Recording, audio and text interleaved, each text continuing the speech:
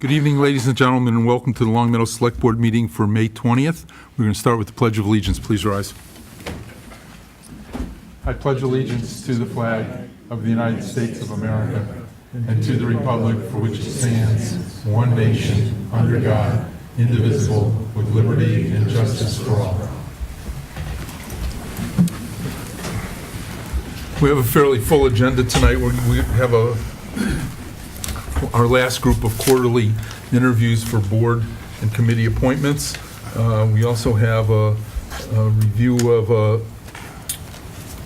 petition by Verizon to install some phone poles. That's coming up at 7:45, and we'll stop where we are to hold that Verizon petition. We're also going to talk about water and sewer rates for the coming year, and a few other surprises, so stay tuned. Actually, they're all on the agenda. There are no surprises.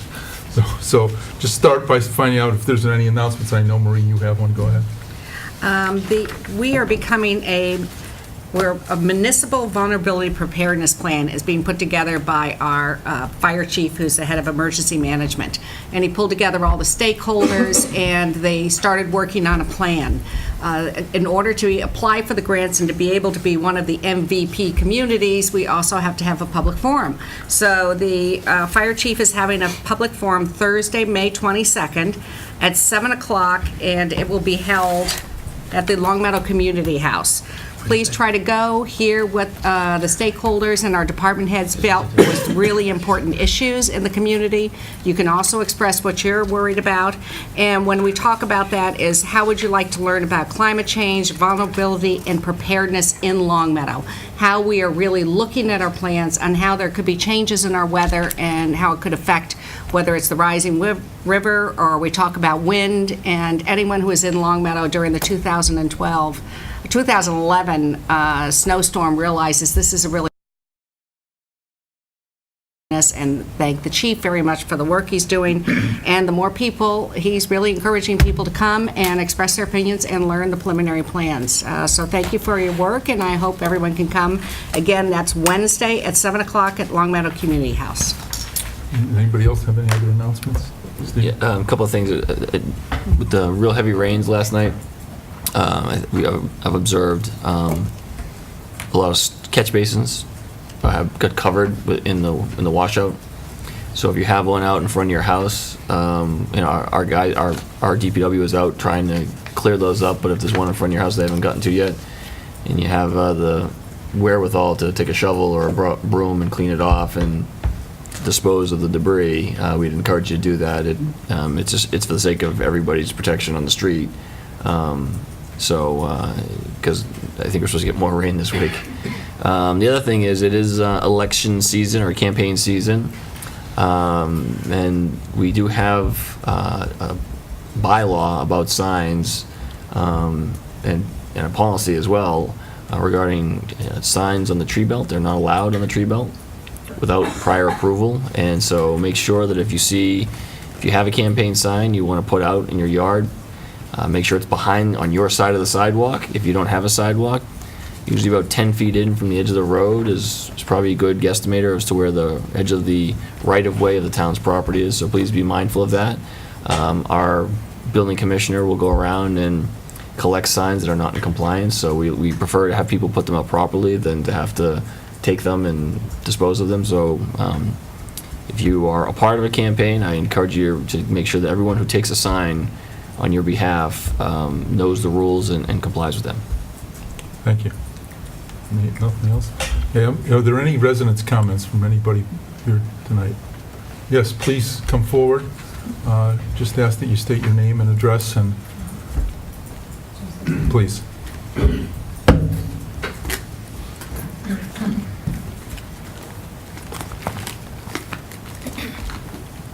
Good evening. My name is Kristen Carl Carnahan, and I live at 311 Farmington Road in Longmeadow. Thank you for the opportunity to speak tonight. I'm here because, as you may know, the town's natural, cultural, and recreational resources are important to me, and I believe strongly in our shared stewardship of these community resources. My commitment is not in words alone. Since moving to town in 2002, I, like you, have volunteered in a variety of capacities, serving in garden clubs, scouts, schools, sports, helping at cleanups at the park, and tree plantings.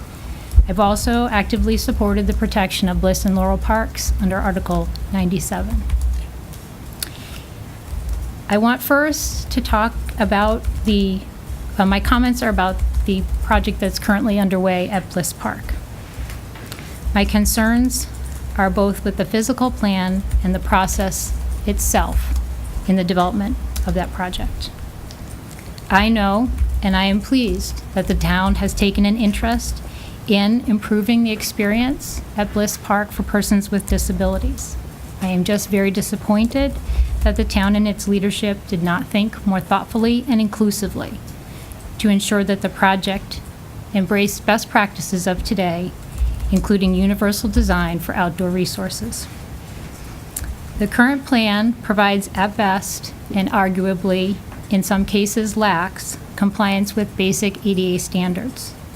It does not, however, reflect state or federal standards and guidelines for universal design. It does not speak to those principles which are about equity and inclusivity. And universal design would not have been outside the reach of this project, its scope, or its budget. It simply falls short because we did not take the opportunity to include outside stakeholders to ensure that the experience for persons with disabilities would be readily improved in our project design. I did not become aware of the project until May 2nd, when I arrived for a walking school bus at Bliss Park with my children. I then took it upon myself to contact the town engineer, assistant engineer, and DPW, and I appreciate their time they took with me in email communications and a meeting on May 10th. I'm sharing with you the physical concerns I have with the plan, and then I will speak briefly to the process. The trail itself is a minimum of 5-foot path. This does not easily accommodate two-way traffic for wheelchairs.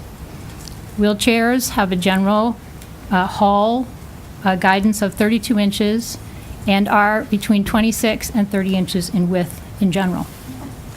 A 5-foot trail does not easily accommodate the inevitable multi-use of this trail at our centrally located popular Bliss Park, where strollers, scooters, skaters, and bicyclists are common and present. The inevitable user conflict will greatly undermine the usability of the path for the intended audience, persons with disabilities, and raise unnecessary concerns for all users. State and federal best practice standards would suggest 8, 10, 12, or 14 feet width minimums to accommodate multiple use depending upon the type of location and site. Passing areas, passing spaces, and resting areas are also not well accounted for in the design. These would allow for the person in the wheelchair to move aside while another passed comfortably. Resting areas address the need for persons traveling a considerable distance or persons with limited mobilities but not using a chair. There are no accessible benches, picnic tables, seating areas identified in the plan.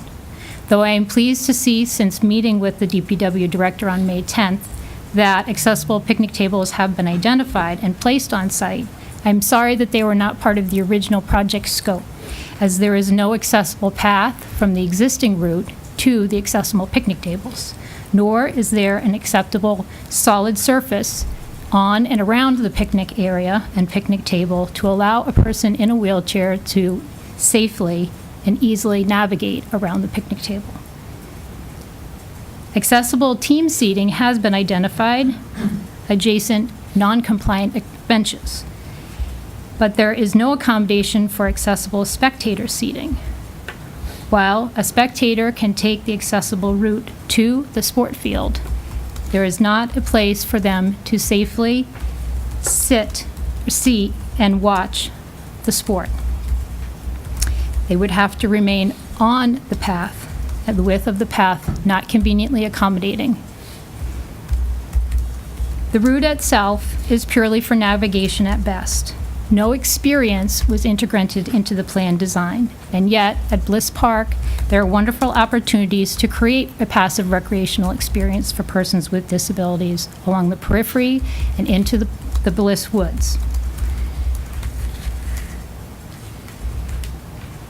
There are specific details that are missing in the project plans themselves. The running slope, the cross slope, which require significant cut and fill, are not specified directly in the plan adequately. There are no profiles of the running slope and no boundaries of work on the plan itself.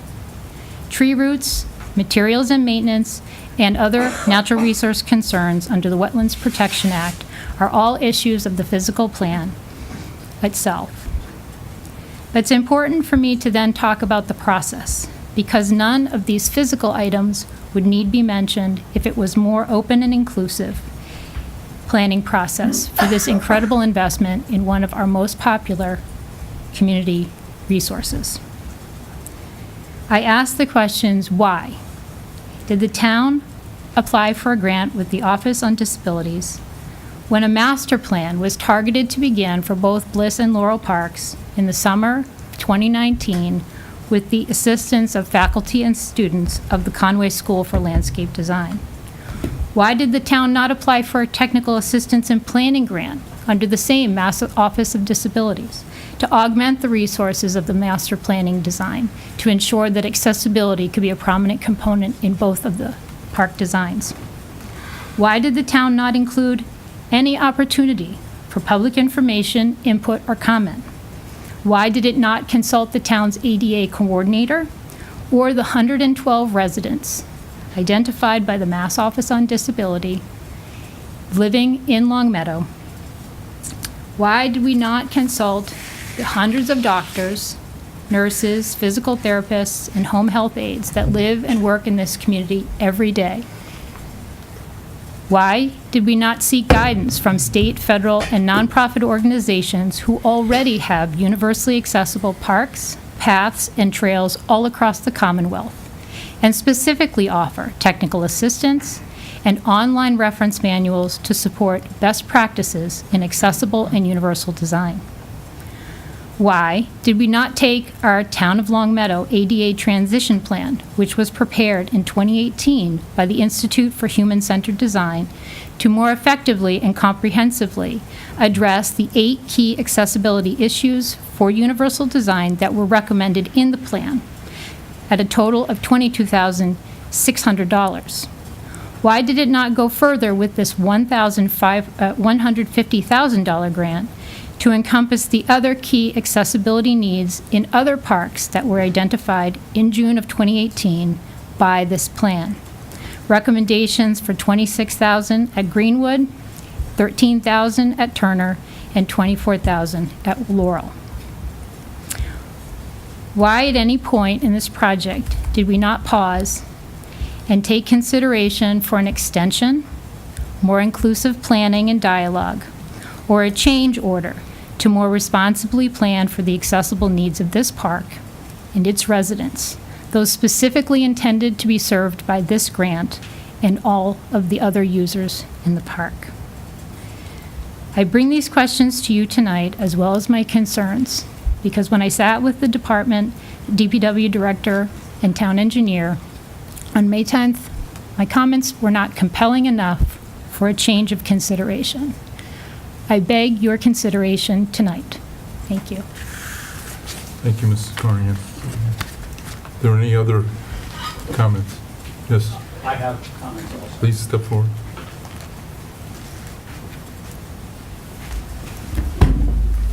Patrick Carnahan, 311 Farmington Road. I'm not going to respond about the ADA component of the park plan, but I am going to address the park plan also, but it's a slightly different matter.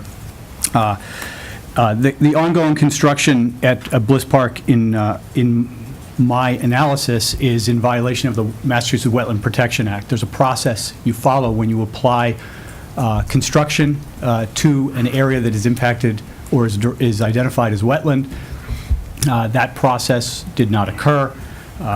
Specifically, the law says that, it's a very long law, I'm only going to paraphrase sections, but a perennial stream is is part of the wetland. It's a waterway. It's protected under the Massachusetts Wetland Protection Act. It's a state law. Anything within 200 feet of that perennial stream, you're supposed to follow a process. The process involves going in front of the Conservation Commission and seeking a permit.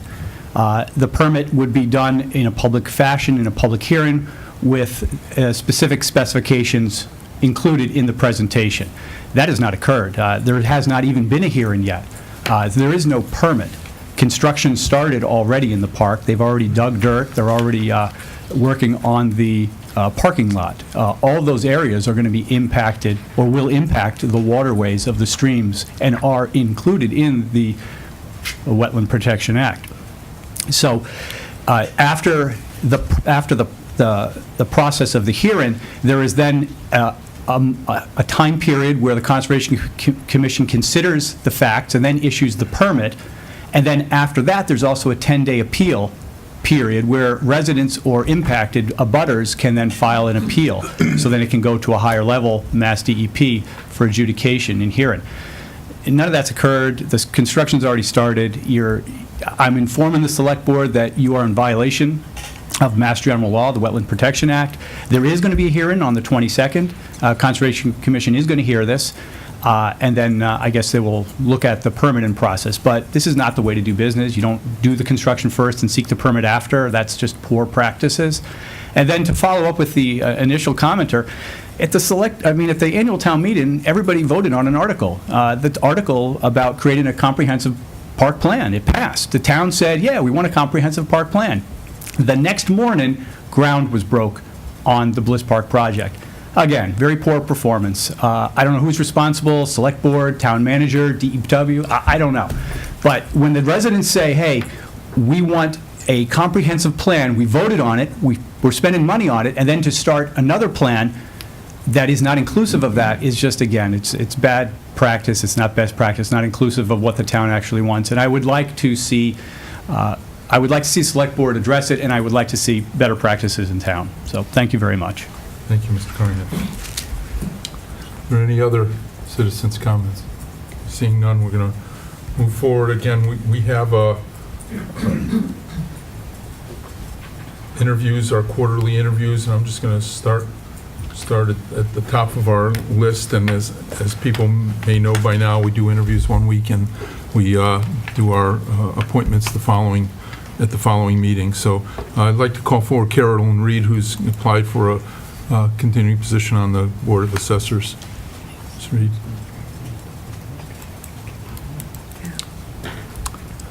Hello. Hi, you've submitted an application, but if you just want to mention quickly that you are incumbent and what you do and why you want to continue. Sure. I've been serving on the board since 2013. I've been working in the assessing profession since 2007. I'm a Massachusetts accredited assessor. I serve as a principal assessor in another community. And fun fact, I was on episode 2 of Chairs with Chairs with Stephen Crane. Tens of people loved it. Talking about assessing. Okay, thank you. Does anybody have any questions for Ms. Reed? No, thanks for your service. Yeah, Thank you.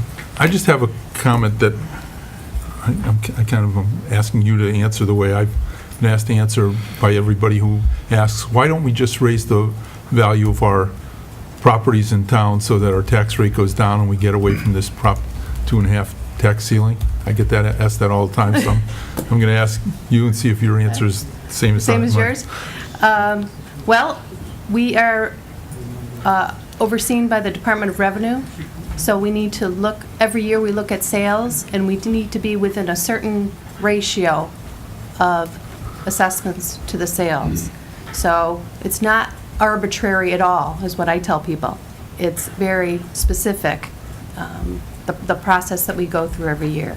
So although that would be helpful for the tax rate or the issue with the tax rate ceiling, it's not arbitrary. We can't just pick a number and say, hey, that's what we want, where we want the assessments to fall. Thank you. That's what I was hoping. Does anybody else have any questions? Thank you very much, Ms. Reed. We'll let you know. Okay. Okay, thank you. Thank you. I'd like to call up Mr. Steingart, applying for the Board of Health, also incumbent.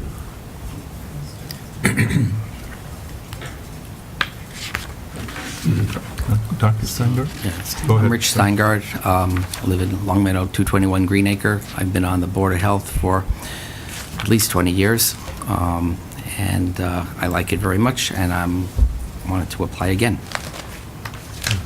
Great. Any other questions for Dr. Steingart? Just a quick one. Is there anything we can do as a select board to help the Board of Health or make? Yeah, keep Bobby Rappaport and Beverly on the board. Okay. They're real right. good directors and real hard workers. Thank you. I just quickly have a comment, if you'd like to make any comment about the status of a potential discussion of sharing a director of health services with East Long Meadow, even though we'd have separate boards of health. Yeah, I wasn't here for that meeting, so I really am not the right person to ask, at least right now. I'm not knowledgeable on that. Okay, great. Thank you. Thank you. very much. Oh, I just- Go, I'm sorry, Are you Tom. going for the 3-year term? Yes, Okay. I believe so, yeah. Thank you. Thank you. We're going to sign them. You're going to put them in there anyway, so. Thank you. Thank you, Richard. Building Committee, we have 2 applications for the Permanent Building Committee, Thomas Ewing and Vincent McPartland, if they're here. Come on up.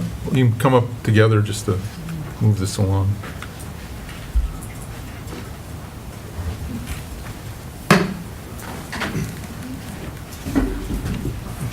Just introduce yourselves one at a time. Vincent McPartland, 206 Hopkins Place. Yeah, Tom Ewing, 515 Converse Street. And just a comment of why you've applied and a little bit about your background. We have the paper application. This is mostly for the Yeah. folks at home. I'm a roof consultant, 50 years in the business, in construction business, and have my own consulting firm here. I'm a registered roof consultant with the International Institute of Building Enclosure Consultants. I do roofing, basically roofing for architects all through the state. I'm involved in DCAM projects, MSBA projects, city projects, numerous private projects, and that's about what we do. We do infrared and so forth. So infrared surveys, moisture surveys, assess building conditions and roofing conditions. Thank you. You, sir? I'm presently retired, but I've been involved in the construction products industry for over 30 years, working with large corporate accounts around the world. I'm presently in town. I'm presently working as a volunteer for Meals on Wheels, and on election day, I'm a poll worker. Thank you. Anybody have any questions for these gentlemen? We appreciate you applying. The Building Committee needs a lot of support as we go on another kind of round of construction with DPW and the Adult Center, so we appreciate you stepping forward. Thank you. Thanks for considering us. Called Dan Healy, Dan O'Malley for the Building Demolition Committee.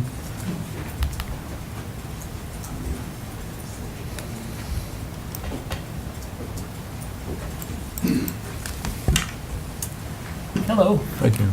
Dan O'Malley, 68 Fairhill. I've been a member of the Building Demolition Committee, kind of an obscure committee in town since 2006, when the bylaw was passed. Any questions? Anybody have? I guess the question I have is there, at the town meeting we just had, we had a modification to the building demolition bylaw, and I was hoping maybe you could explain the situation that you found yourselves in and Yeah. why you asked to do that. Okay, I'll do my best.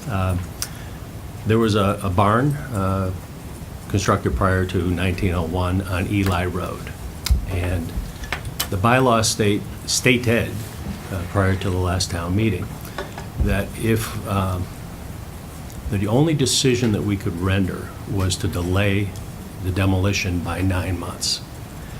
And there are only limited circumstances which you can consider not allowing the demolition. It was felt that the owners, the property had been on the market for quite some time. They had gone through extensive efforts to try to sell the property or rehabilitate the property. And it was felt on the board that the building was going to come down anyway, and that it was going to put an additional hardship on the current owners who had already spent money on architectural plans for the new building. And considering the New England construction season, it was going to delay construction possibly up to a year. So we felt that we would like to issue a delay, a short delay, to make sure that all the abutters that had been aware that the property was for sale was potentially going to be demolished. So that was the concept there.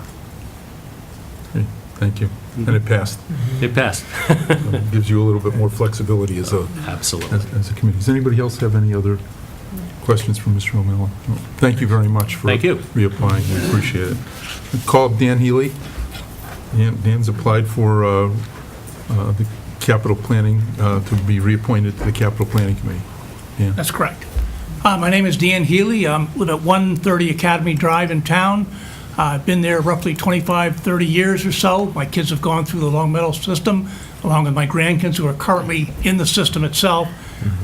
Looking for my third term on the capital committee. I've served one term on the finance committee, one term on the audit committee, and now this will be my third term on the capital committee.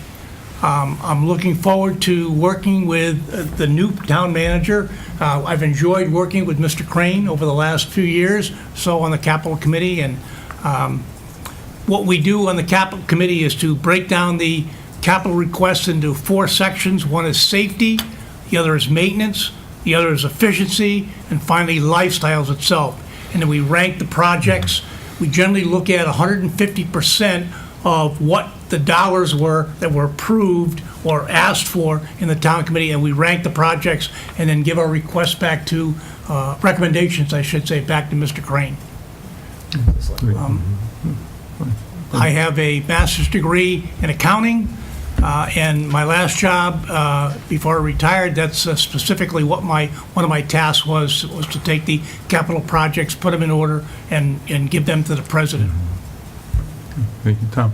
So, is this the most exciting committee in town, or what? Absolutely. It seems like it would be a lot of fun to be on, right? Absolutely. And you really enjoy it. so- Yes, I do. Yeah, well, thank you. Great. Any other questions? No? Dan, thanks very much. Appreciate you reapplying. Thank you. Thank you. I'd like to call next up Mr. James Ryan. He's applied for 2 positions, one with the Conservation Commission and the other with the Energy and Sustainability Committee, so we're going to deal with both at once. Efficiency, I like that. Please. So hello, James Ryan, 117 Crescent Road, here in Long Meadow.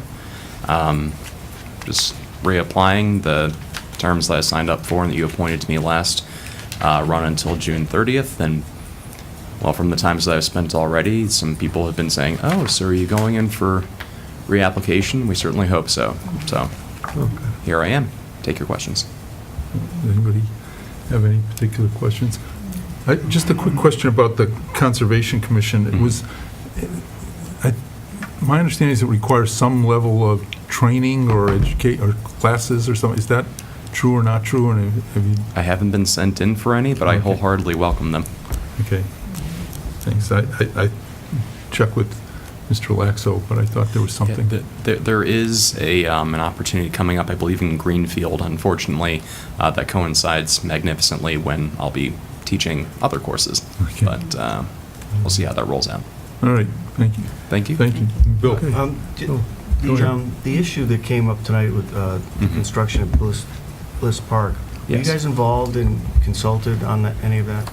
I can only speak from my limited experience, which is having only served on 1 meeting so far.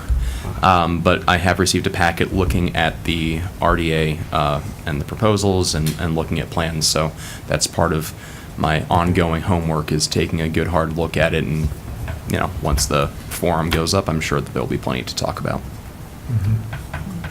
Okay. Thank you very much, Mr. Ryan.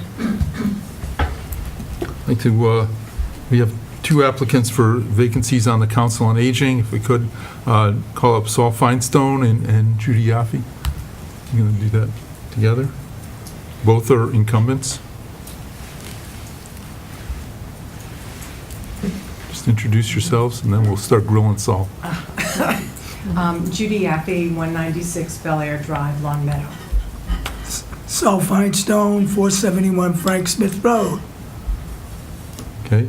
Any comments that you want to make at all, either one of you? No, Saul and I have worked together on this committee for, well, you've been on it for how long? Almost since I moved, no. I've been several years. It's been a very active committee, and became much more interesting when we started out, and we got a lot of things going on, and somebody has to maintain stability, so that's why I'm there. And we're heading into the new senior center, which Saul and I are excited about, and looking forward to the next few years. Both of us are active beyond just going to the meetings. So. Thank you. Appreciate both of you applying. Richard, you going to ask a question? Yeah. Go ahead. What's your view on senior housing in our community? I can't hear the question. What is your Senior viewpoints housing. on our senior housing in our community? Senior housing? Well, it'd be nice if you could have some senior housing for lower income people and medium income people, but I think I would support it, but I don't know too much about the technicalities of getting involved. Thank you for the question. Would you think that Council on Aging should be concerned with that? Yes, we could offer an opinion, which we often do on senior situations. You have anything to say? Yeah, no, I mean, you have Emerson Place, and I don't know how long the waiting 2 list years. is. 2 years? 2 years. That's not bad. It depends on whether you need it. Well, I have to tell you, I've had 15 years' experience in the home care business. So I worked a lot with senior centers and also with senior housing throughout this area. There are places that don't have a waiting period right now, and there are places that have 5 to 6 years. And I always tell people that are thinking about it, I said, apply now, because if you have to wait 3 years, and you can apply to any community you want. Even if you lived in Long Meadow and you decided you liked East Long Meadow better, you can still apply there. But it can't hurt. I don't know if there's a need for more senior housing. There probably is, and we would support it. I don't know where they'd put it. With a 2 to 5 year waiting period to get admittance, I would think there's a demonstrated need for senior housing. I don't think there's any dispute on that. 20% of our population in the next 5 years is going to be over 65. And But we haven't done a decent study to say how many of the people are actually sitting in castle-type homes right now that would love the opportunity. I had a neighbor just recently went through this, and she finally did find another home in Long Meadow, but it was nip and tuck, and she had to stay in the state of Massachusetts for pension purposes. And our town has very, very, very limited housing for people of modest means. If you're a multi-gazillionaire, you don't have a problem on finding housing. No, but you also now have other avenues for seniors, like assisted living, independent living. We can't do that in Long Meadow. There's no place to have it. Yet. The only thing I can tell you is if the land wasn't developed or wasn't going to be developed, where the old synagogue was, which I think it is, that could be used for senior housing. That'd be a good place for it. Okay. I was checking the temperature on the Council on Aging to see what your feelings were. Richard, I'd just like to point out that many of those housing issues are managed by the Long Meadow Housing Authority. There are 2 vacancies on the Long Meadow Housing Authority that will start with the next fiscal year, and in this year's election, nobody is running for either one of those vacancy seats. So it's It is a very much overlooked need. chance for a write-in candidate or 2 or 3 to get themselves elected to the. It's a very housing- much overlooked need in our community. I'm trying to get interest on it. I've got 2 years left on the board, so you'll hear more out of me on this issue. No, I appreciate what you're saying. I think it's very. I just don't think we've looked at the problem and found solutions yet. There are solutions. I just don't think we've applied ourselves. Well, right now, people who have the means to stay can get into, like Glen Meadow, Right. for example. Right. And there are people that do want to stay in the community. Right. Well, just But 2 to 5 year waiting period to get into places, that rings the Right. bell right there. But that's all over. Because it's. Not really. I have to tell you, when I've been in many of these housings, I have to tell you, it's the best deal. It really is because, they're beautiful, they're clean, they're well-maintained, and it's really a bargain. So, yes, I can understand why it's a 2-year waiting period. Yeah, I can't. I don't understand it. That's been for years. Yeah, I know, that doesn't make it right in my book, but anyway. Okay. No, you're on- right. It on the doesn't greener make it right. Okay, pastures. well, yeah, let's focus on the adult center issues, okay. That was Is an anybody? adult center issue, by the way. Okay. Okay. Are there any other? I was gonna say, are there really 7 openings? Yes. How many people are on the, Seven There are openings. more people coming in June. Yeah, there's oh, okay. the board is authorized much larger than. At it least currently 3 is. I know of. Yes. Okay. Like who's- Thank you. Thank you very much. Thank you. Thank Yeah, we'll continue to work on that. I'd like to call up 2 candidates for the Historic District Commission, Diane Fisher and Jonathan Jordan. Jonathan's here. Fisher's here.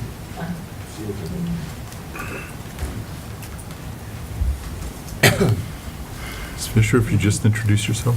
Yes, I'm Diane Fisher. I live at 16 Cross Street. Okay. And And You're- no, you're applying for the Historic District Commission. Yes, I am. Different from the Historic Commission. Do you currently, just for public, you currently live in the Historic District? No. You do not, okay. Because there's a, I guess, an allocation of positions Right, we of have those, so many who do people. and so many who don't. Does anybody have any questions of Ms. Fisher? Well, just, Tom. so you were on this Historic District Commission before, I have been, yes. and so what makes you want to be back on it, or anything? I enjoyed it. I've studied residential architecture for many years and just appreciate it and want to make sure we preserve it. Mm-hmm. Okay. Marie? Thank you for your service. A pilot at the U.S. Air Force. I'm so What was impressed. It says you were a pilot at the U.S. Air Force. No, Oh, that's the wrong Diane Fisher. oh, it is? Oh, I must be reading the wrong one. Okay, I was going, oh, wow. That's Cliff. Oh, no, I think that's Jonathan. I grabbed the wrong right. file. Anyways, I served on the Springfield Historic Preservation Trust as president for a couple of years, and on the board of that organization. Okay, great. Thank you very much. As I said earlier, we have to wait a minimum of a week or 2 weeks, actually, till our next meeting to make appointments, but thank you. We'll let you know. Thank you. Thank you. And finally, I'd like to call up our candidates for the Recycling Commission, Don Barkman and Bob Spalding, both incumbents.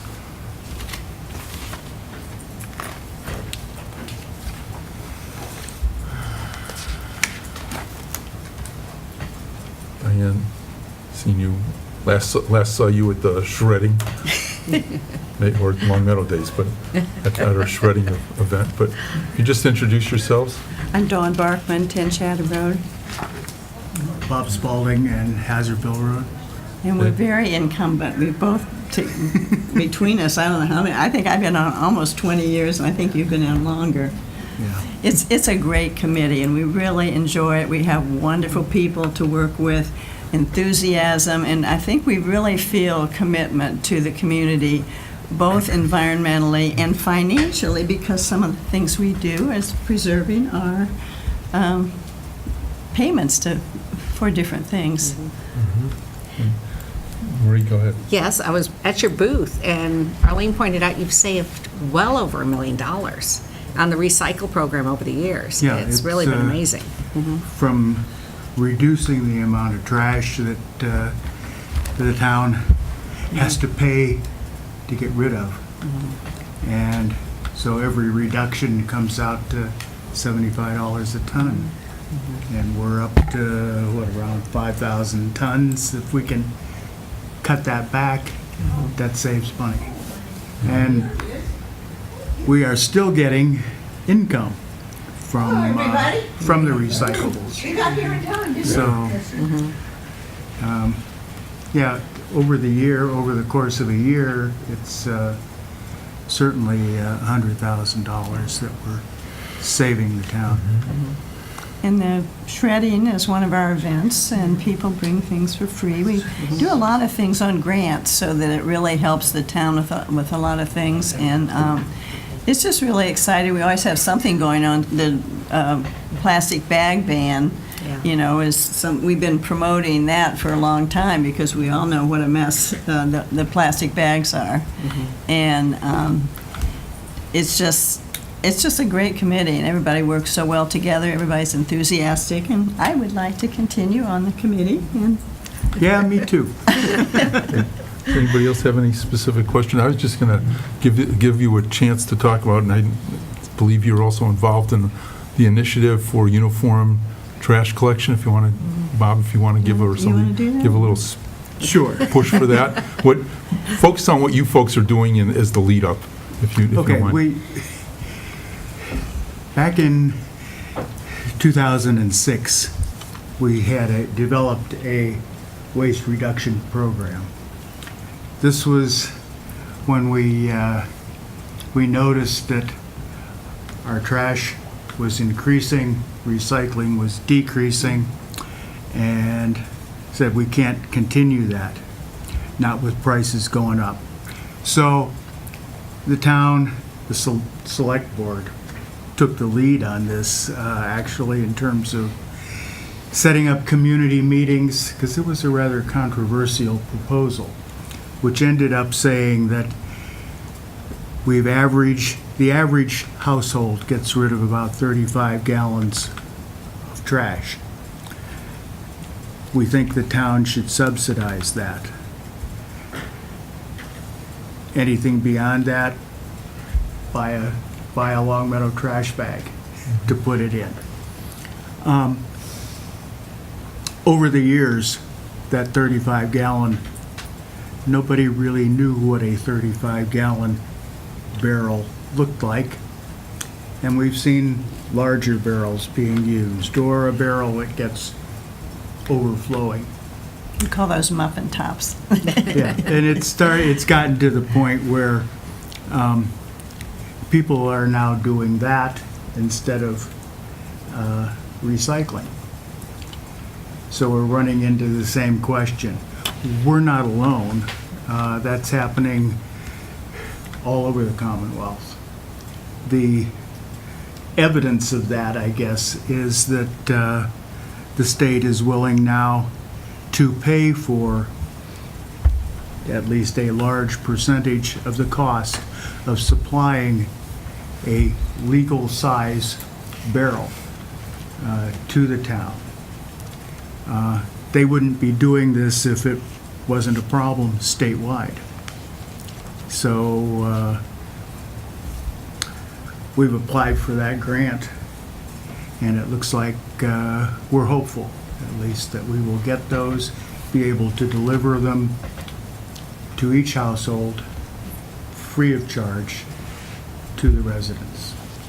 And that would be all that could be picked up. They would be identified. They would and- only pick up that barrel. but And they the could- and the bags.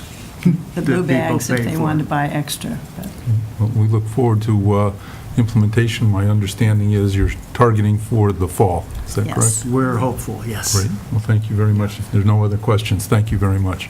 Thank you. Thank you. That completes our interviews, and it's 7:45, and we have scheduled at 7:45 a petition from Verizon for the installation of 4 new phone poles on Meadowbrook Road near the intersection of Warren Terrace. So if there's a gentleman from Verizon, if you're here, if you could just introduce yourself.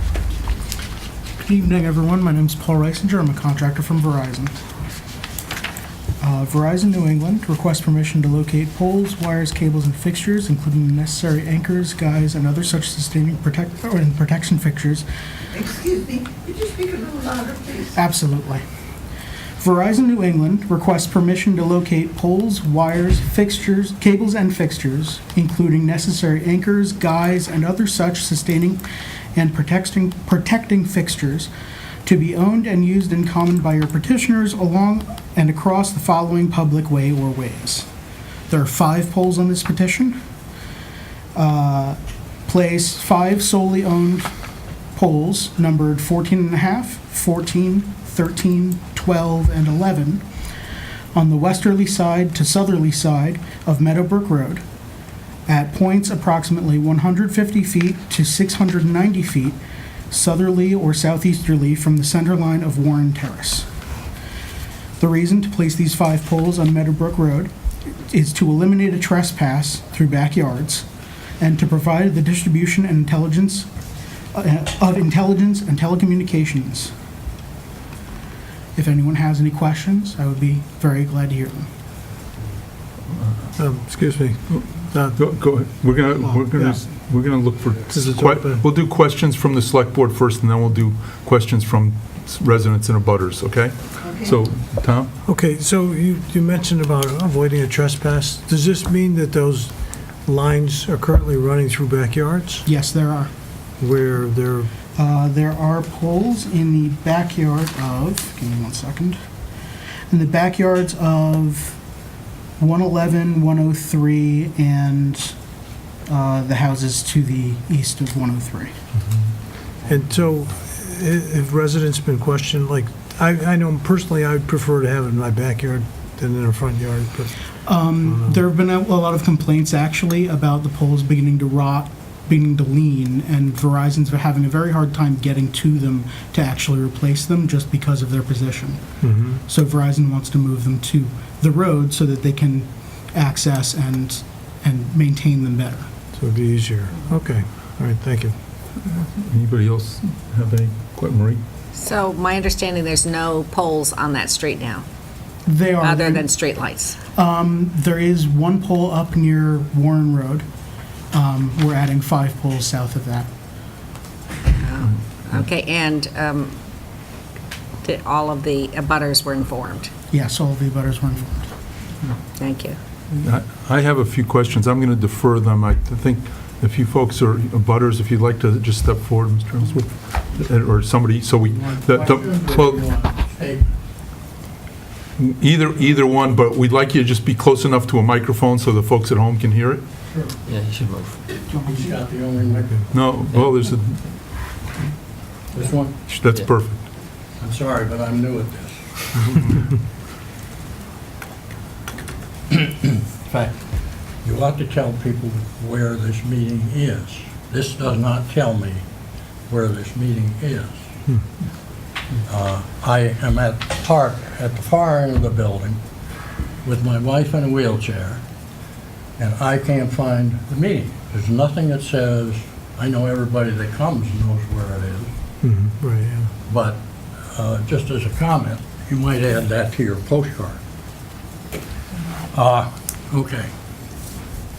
Just, if you could just I'm a introduce resident yourself, but just your name and your address, please, for the record. James Schreiber, my wife Regina Schreiber, 125 Meadowbrook Road. We are the last house on the south side where the pole system, which runs along the brook behind us, ends. We're the end of the road, of that road. We've lived there 14 years. One of the reasons we live there is there are no poles on the street.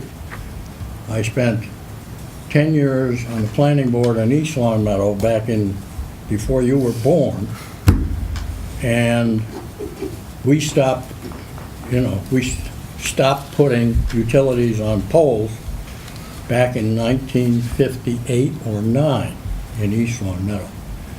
I don't know when you last let a subdivision be created here with above-ground utilities, but I suspect that it's quite a long time. Yes, it is wet down there. There's a brook down there. It's a beautiful brook. The poles come down the brook. One of those poles has been replaced in the last 14 years since I've been there. There's a lot of trees along that brook. They do get tangled up in the wires, and I'm sorry for the maintenance that you must have to do, but I do not want poles in front of my house. There are 2 houses involved. Thank you, Dina. There are 2 houses involved. My house and the house up the street towards the east would be served by these poles. I believe there are 5 poles involved, Yes. of which 2 of them I think are going to be in front of my house. I don't even have a sidewalk in front of my house, and I am glad. I have planted nice plantings, etc., which are all going to be screwed up. I firmly believe that putting poles up on Meadowbrook Road will reduce the value of my house. I hate wires. They are less reliable. They are less safe. They're more open to falling trees and limbs and wind. And God knows with today's weather, what's going to be next. And I cannot conceive of why they're going to save money by putting poles up. They're going to come around from the street, which is parallel to us, which does have poles on it, from the south, and they're going to come back up north. Is that right, as I understand it? We have the blueprint Okay, plans. fine. Yeah, I do have the map here. We're starting near Yeah. Warren Terrace, and we're coming Warren south. Terrace is what I mean, yeah. Absolutely. So this is 2019, When's the last time we put a subdivision in with above-ground utilities in this town? Thank you. It's a stupid thing to do. It diminishes my property value. It's ridiculous. Thank you, Mr. Shriver. Thank you. Mr. Shriver, did you want to add anything to those comments? Whatever he says is right. Thank you very much. That's the first time she ever said that. Yeah, this meeting will be on YouTube. You can just play that over and over again. So I think my only comment, Mr. Reisinger, is I actually walked the route today, this afternoon, and noted that the poles are between the houses on Meadowbrook and the houses on Warren Terrace. There's phone poles in their backyards. They're all rear-fed wires, and I clearly understand the issue with replacing poles and getting access. And I guess my question for you was that the petition says it's to eliminate trespass. Yes. And the issue is, doesn't Verizon have an easement that they can use? And if they don't, why wouldn't you apply to the town to get an easement so you can go and perform service on those poles, even if it's temporary easement, rather than, and I have to say I agree with Mr. Shriver, put poles where we don't have poles. I mean, I noted that along Meadowbrook, that's what you'll call the westerly and southern sides of Meadowbrook, the only poles are the decorative street lamps that come up, but there's no wires at all. And in fact, where you show ending it is only a portion of the wires behind the road, behind the houses, between Meadowbrook and Warren Terrace. And so I think the question is somebody going to come back here and literally 5 pole us to oblivion? We're going to do 5 poles, and then 3 years from now or 2 years from now, we need 5 more poles, and now we're going to have poles along Meadowbrook because... I can tell you 100%, we're not planning on putting more poles on Meadowbrook. So watch what you say, because how do you get access to the ones that you're not replacing? We're not- And, you know, how are they going to get access to those? Because these don't, you know, like I said, I walked the route today. I drove along Meadowbrook, I got out of my car, I walked around a little bit, and what I saw was that a good deal further down Meadowbrook, there's still wires down the backs of the houses. And so they're rear fed. And there's no better or worse access to the rear of those houses than there are to the rear of these houses down here. That was my observation, unless you can tell me something differently. The poles that we're proposing are to feed the existing Verizon customers. There are no other Verizon customers on that street. So the poles in the backyard that have electric wires on them, because they are getting their electricity that way, they're Eversource or somebody else's poles then, is your understanding? Yes. So we don't know whether those poles are, I mean, I gotta believe they're all the same era poles. Currently,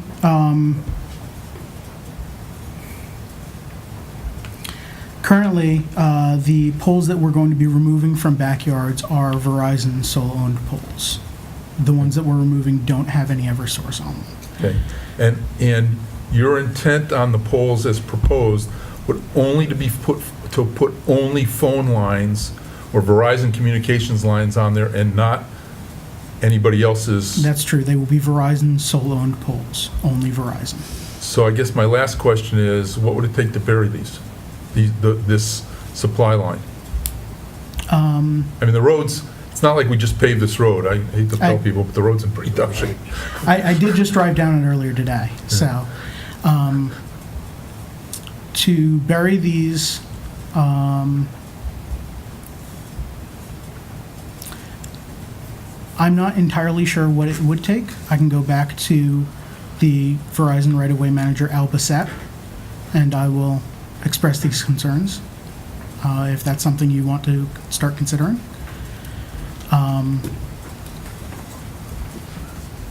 Yeah, I've got one vote here. I mean, I'm only one of five, but I did, like I said, I took the time, I walked it, and I really fear this moving 5 poles at a time, whether it's Verizon or Eversource, because the poles go, I kind of lost sight of them because I wasn't walking through people's backyards, but probably 5 houses in from Long Meadow Street, you lose sight of the poles, but they go way beyond where you're proposing, and I was surprised about that. Tom, do you have a question? Well, I guess, so these are for phone lines, right? Yes. So for the millennials who are watching, landlines, there are some that exist, but, I mean, I just can't see that, 5 years from now, 10 years from now, we're going to need landlines, and to put those poles up, once they're up, they're there forever, Well, my sense is, once they're up, Tom, Eversource is going to come along and say, hey, can we also put our stuff on the poles? You've already got them up.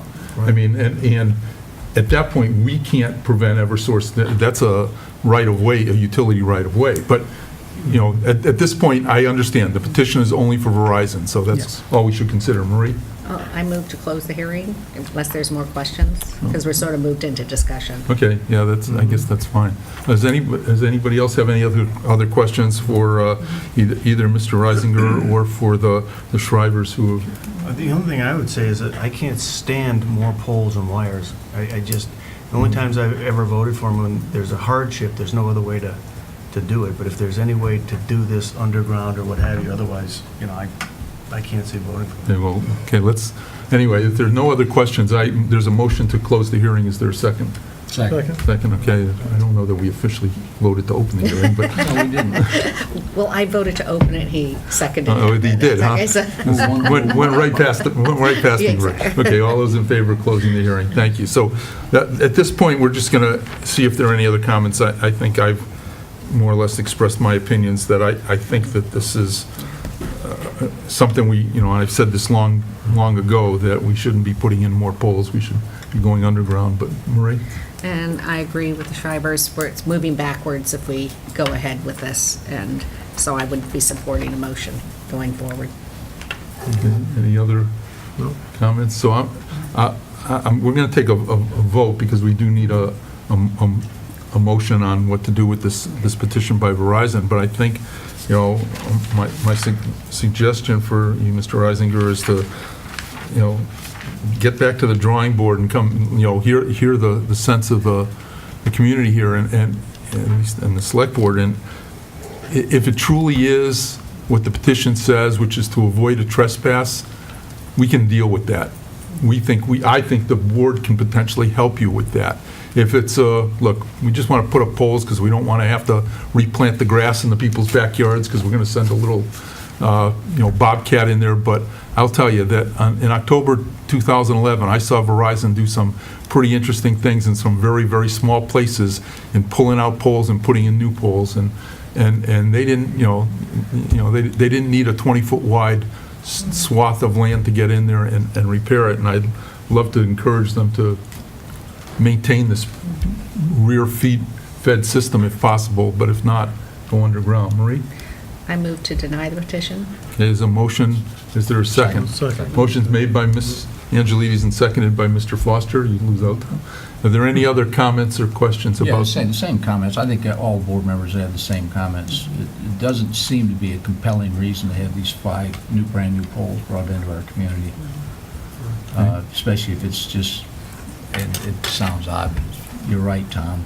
For phone lines, you almost think the technology guys are going to enter the room and strike us dead. No, what you really think is that it'd be cheaper for Verizon to give each of those people a cell phone rather than spend the money on the poles. I'd give them a laptop and everything else, and even Wi-Fi for life.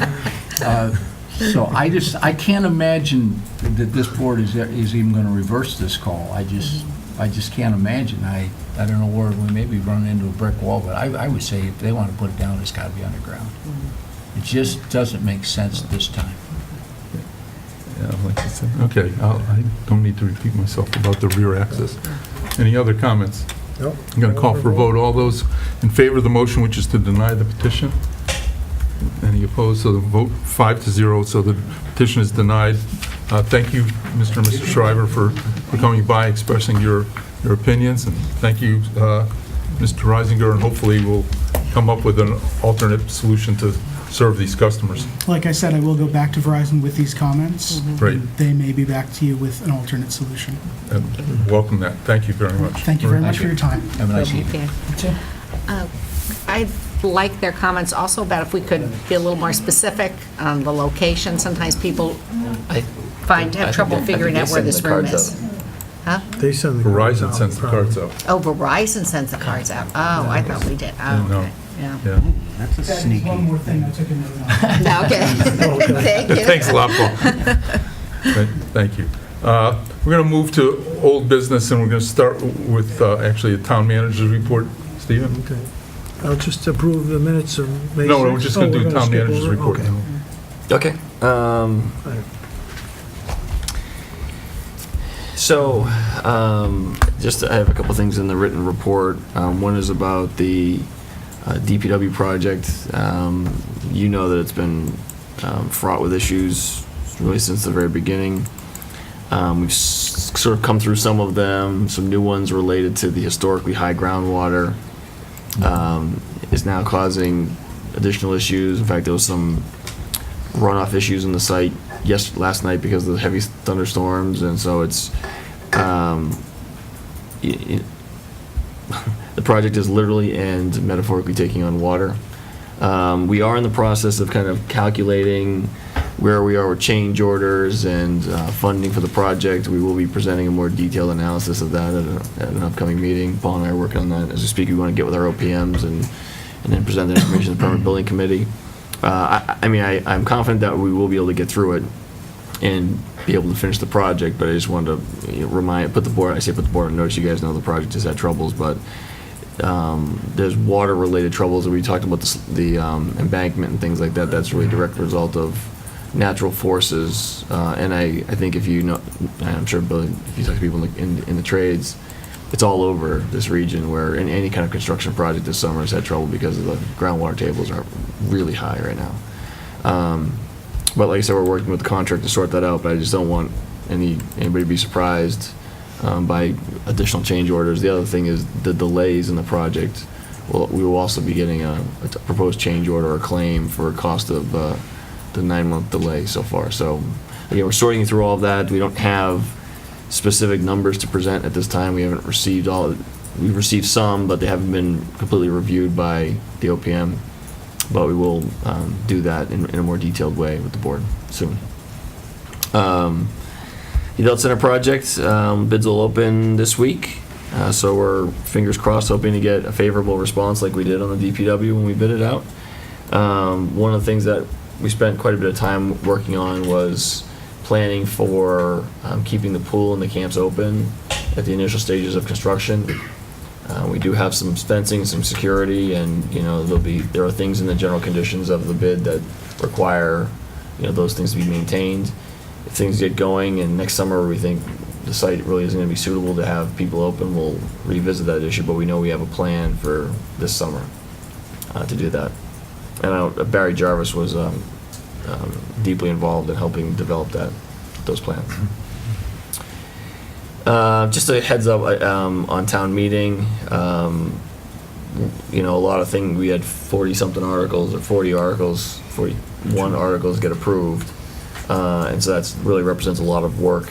And so we have to not only we normally go through a prioritization exercise anyway, but now with potential timeline of me leaving, I want those priorities are going to be reflective of that as well, because there's certain things I had more involvement in than others.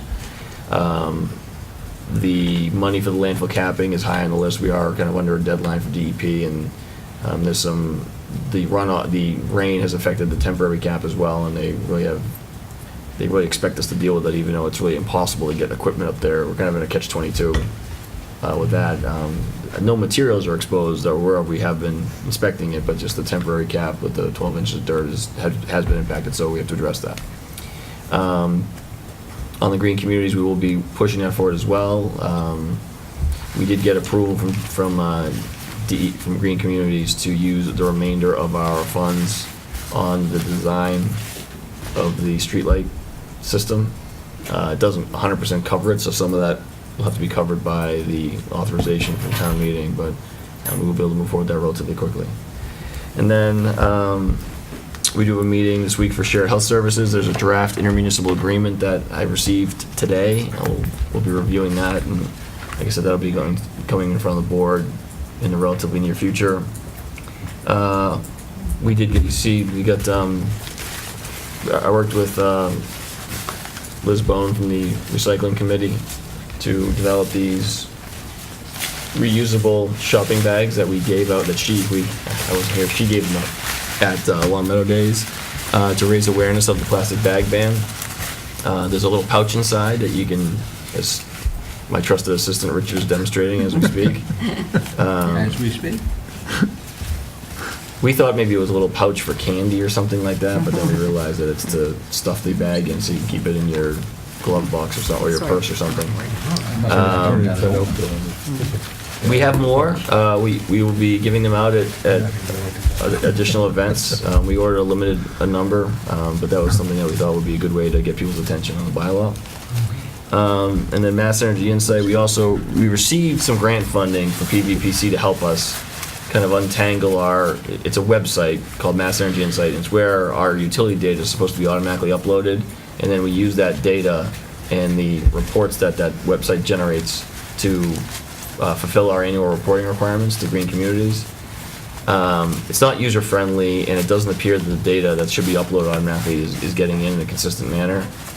So PVPC kind of did enough analysis to show that it really needs more work. So we did we used some of our energy grant money, or some of our budgeted energy money, to hire them to help make sure that we get that all organized. Because if we're not tracking our data properly, it's really difficult to set and achieve goals. So that process is also underway.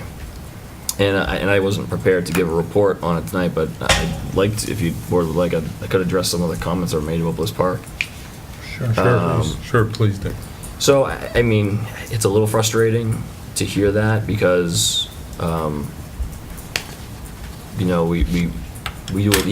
board knows we do a lot of projects. We have multiple projects going at any one time. In the grand scheme of things, this one isn't really all that big, and so like we wouldn't do like a community meeting or a charrette or something for a relatively small project. We are on a tight timeline. The work has to be completed by June 30th in accordance with the grant. We got the grant by virtue of the fact that we finally now have an ADA transition plan, which is a significant accomplishment for the DPW that's kind of gone unheralded. But it put us in a position to get this grant. And now, for the first time, we're going to have a paved parking lot and paved pathways for people with disabilities to enjoy Bliss Park. It's really, to me, a positive project.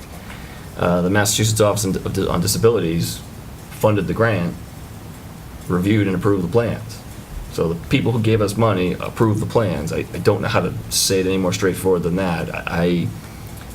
I'm sure there are aspects of it that could be different, could be better, but our engineering department developed the plans in accordance with the expectations of our funder. We've met those expectations. Like most projects, we do we bring, like in one case, the tree warden and the Conservation Commission chair over to walk the site and see what we're doing. The work that's going on now is not in the buffer area of the wetland. Conservation Commission is aware of what we're doing. They could issue a stop work order if they wanted, if they felt like we were being kind of out of line in it. They haven't done that. I don't expect that they will. Except we have an excellent working relationship with the Conservation Commission, and we do on the many number of projects we do. So I take a little bit of exception to the fact that we're somehow violating the law or not following processes right. I feel like maybe they're not as familiar with how we actually process our work like the board is. But this project is, in fact, I wasn't really involved in hardly at all because it happened so quickly, and it was, like I said, a relatively small project with a big impact to Bliss Park. So I would say that the project is going well. We're managing it like I said, like we do very effectively our other projects. Tom? So with that project, is it because the parking lot is going to be the same footprint? Would that have affected things? Does that make it easier to get processed? Because they were concerned quite a bit about the process in this. I mean, I think what I heard was they wanted like a public process that, I mean, we don't typically do for projects like that. Let me take that back. The public process is the review by the Massachusetts Office of Disabilities. Right. They require their review and approval and sign off. They are the representatives of people with disabilities statewide. Right. And so they review it and they say, yes, this is fine. And so because you're doing this right here, here's the money. Right. And again, it's just that straightforward. And so this idea that we failed to do greater, I mean, there's a history with that park and the neighbors that I think the board's well aware of. And I think we try to be inclusive and approachable. I know that the town, as one of the commenters noted, we've spent a lot of time with the several residents that have asked a lot of questions, asked for a lot of documents. Our engineering department has been forthcoming and as responsive as we can be, but how they're characterizing the execution of the project, I believe, is unfair. All right, well, I'm familiar with some barrier-free design stuff, and I'm sure that there's no barriers that would be a limit to wheelchairs, but could you look into this universal design approach and maybe distribute some information to the board? So the trouble is, not the trouble, but in the comment about the town meeting vote and then the next day being construction, just shows that there's not really an understanding of the fact that the grant was applied for months before, the project was developed months before. We went through a bid process that takes a month or two depending on contract. So this was already out the door long before, in fact, probably before the CPA even approved that warrant article. This was already ready to go in terms of design and bidding. Yeah. So this project actually did come first, and from a timing standpoint, and it's already designed and we're already building it. So I mean, to make massive changes now, we simply could not do that within the budget. I don't know where the statement comes from that it wouldn't have an impact on the budget. When you go from a 5-foot path to an 8-foot path or a 10-foot path, of course it's going to have an impact on the budget. Well, sure, but I guess I'm thinking more for the future. that is Sure, really helpful for the us, future, yeah, lesson learned. Like I to said, know this what one, this is, this one was because, a quick turnaround project maybe because we got a it is. grant. Yeah. And we thought we were making a great improvement for pretty short money to Bliss Park. I think if we viewed this more comprehensively, you're right, we probably could have gotten more input. Right, but I have a feeling we'll hear about the universal design in the future, so it'd be helpful if you can just have someone get this to us. The other thing was, with the capping of the landfill, now, are we gonna get state funds from that also? I know you talked about Governor Baker. We're still working on it. Still working on it? Yeah. and- Okay. Richard, did you have a question? Yeah, the standard clearance for two wheelchairs on a trail system is 60 inches. And somebody had said... Yeah, 5 feet. Yeah. That's what we did. Yeah, well, I mean, they were indicating 10 foot or something, but there was conversation tonight talking about some very wide clearances for congregation, but actually 60 inches is fairly standard for passage. The wetlands, to your knowledge, do we have any overlooks on the wetlands problems? Did we overlook a step on the wetlands down there? I think we did have a sequencing issue. Our town engineer has noted that because, again, of the timing of everything, there may have been a sequencing issue, but as soon as he realized that he maybe was getting out of sequence to meet this June 30th deadline to complete the work, he did reach out immediately to the Conservation Commission. I think even before that, he had the chair out to look at the project. So yes, there was a sequencing issue, but I don't think the Conservation Commission, I don't want to speak for them, but based on the correspondence I've seen, they don't have a concern that there was a sequencing hiccup. They seem to be comfortable with everything that's happening. I believe that correspondence from the Conservation Commission was in our packet too, Stephen. Yeah. We sent that along. Marie? Was the park board involved with this? I don't know if Barry presented it to the park board or not. So they haven't even seen Yeah, I mean, plan, it really possibly. doesn't change the park area. It really it's parking and pathways. Yeah, it's still, it's on park property. The The one thing I'll note is and I'm going to push back a little bit, town facilities are under the charter in the town manager's authority. It doesn't And hurt to loop in. I've already addressed that. I understand that. And I've explained why this one, being kind of a small project, it wasn't one that kind of was like, geez, we ought to get a lot. When there are larger projects, we do get a lot of public engagement. Well, I'm not talking about public engagement, I'm talking about the park board. Right, but- And then the other question I had was in regards to, I were think there it was plans? presented, but you were, sorry to interrupt. You said that wasn't presented. No, I believe, I really wasn't all that directly involved. I think it was presented, but the way you asked the question, it was, did they sign off on it? No, not sign off. Did it Okay. just get presented to them? Then I misunderstood the question, I'm sorry. Okay. I'm sorry. And then also, she mentioned that there was a larger plan for all the parks in regards to ADA compliance, and the series of projects from your original plan spilled over. Does that plan exist? I wasn't following all of that. We do have an ADA transition plan that addresses like sidewalks, crosswalks, parks, like Oh, addresses everything. could I see a copy of that? It's a board, I'll send it again. Okay, Yeah, that sounds Marie, good. Mrs. Carnahan commented, she referred to a master plan for the parks, but it wasn't necessarily a master ADA. No, I was plan. interested in the Okay, ADA okay. master plan that had been put together the year before.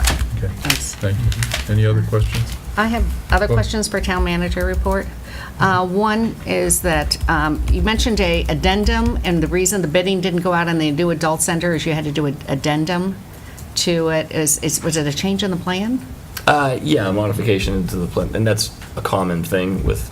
Was it a big modification? What was the change? I actually didn't see it, but I'm told by our OPMs that it was a change to the site work. But I don't know, Mary Beth, if you know. It was just site It was a change to site work, but they basically reissued the civil package, like site work is, they call it the civil package. And they reissued the entire package, even though not all of it was changed. And so to give the contractors time to sift through and find out what was changed and what wasn't, that we added a week. Same thing, I mean, this happens a lot, so it's not like a. And so the June 12th is a planning board, and so if someone's interested in following and what's happening with the plan, the public could attend June 12th planning board.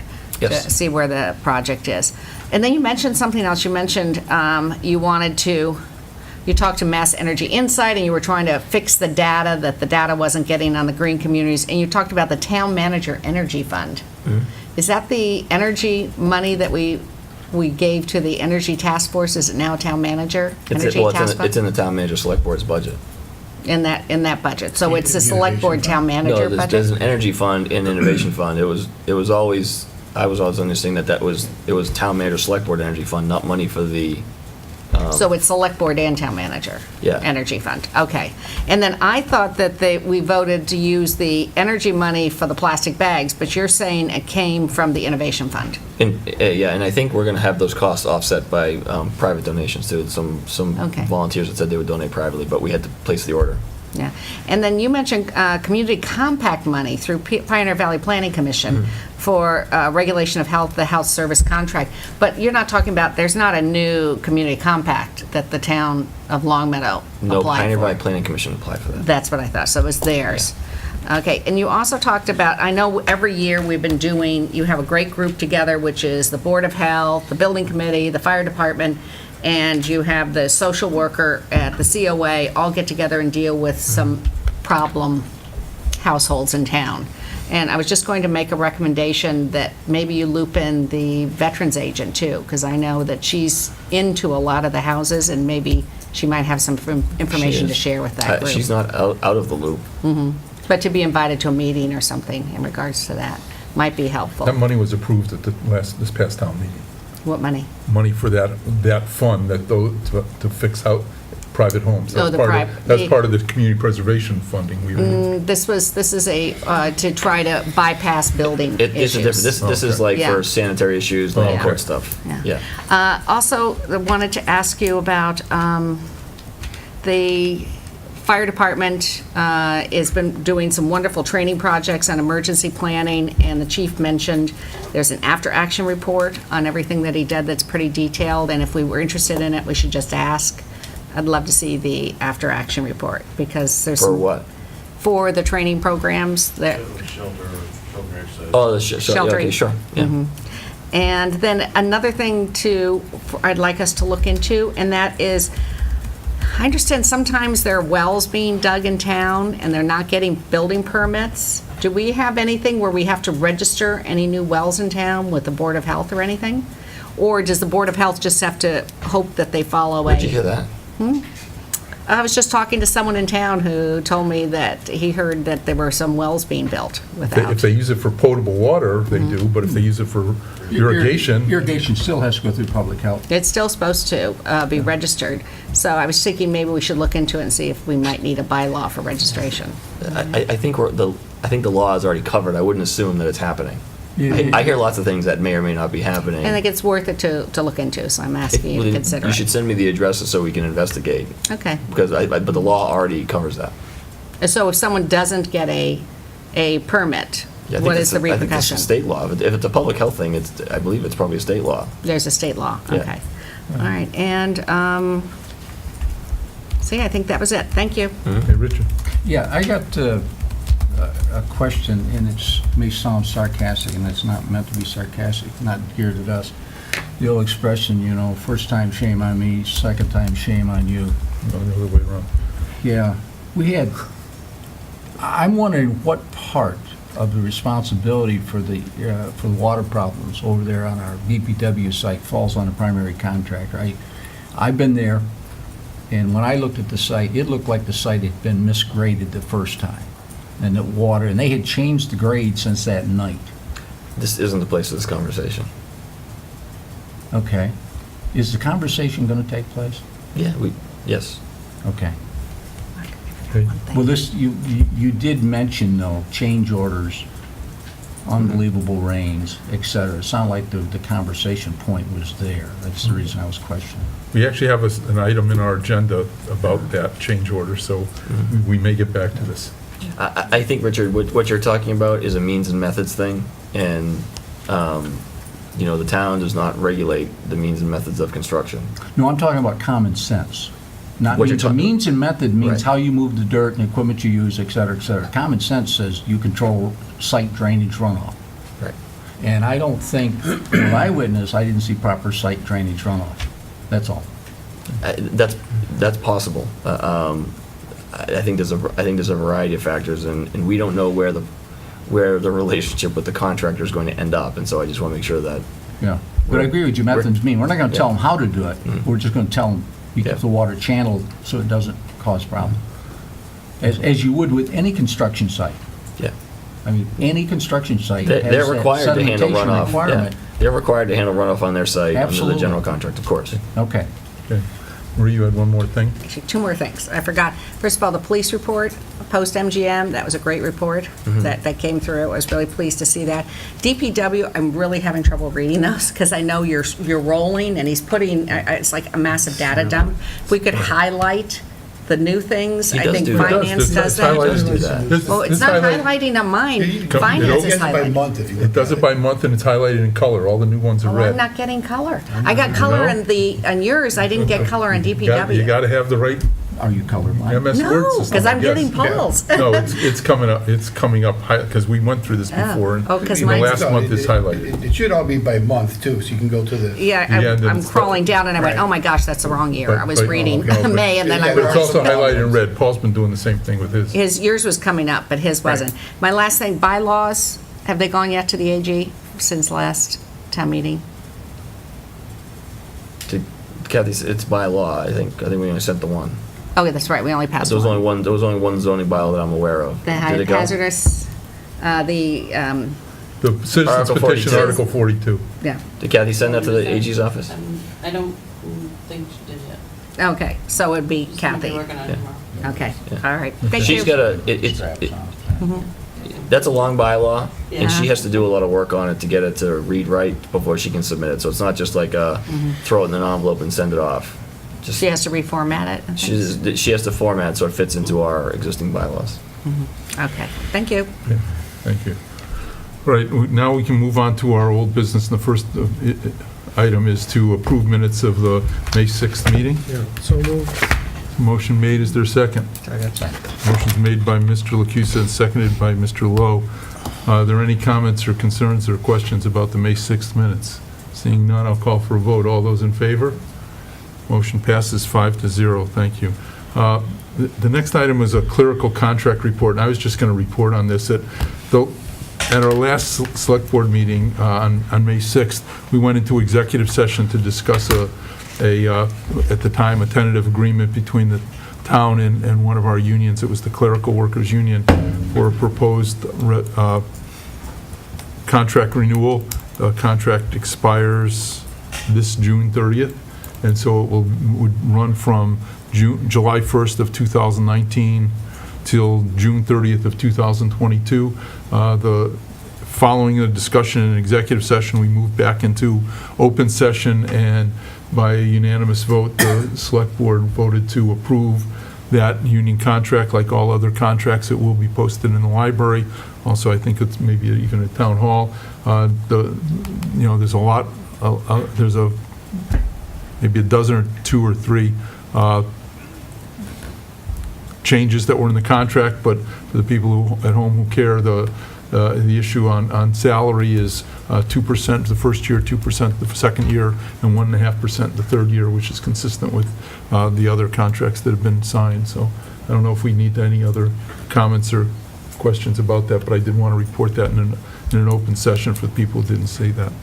So having done that, we're going to go on to new business, and what I'd like to do is, because we've got our fire chief here, just start with our EMS fees so we can get Chief Dearborn on his way.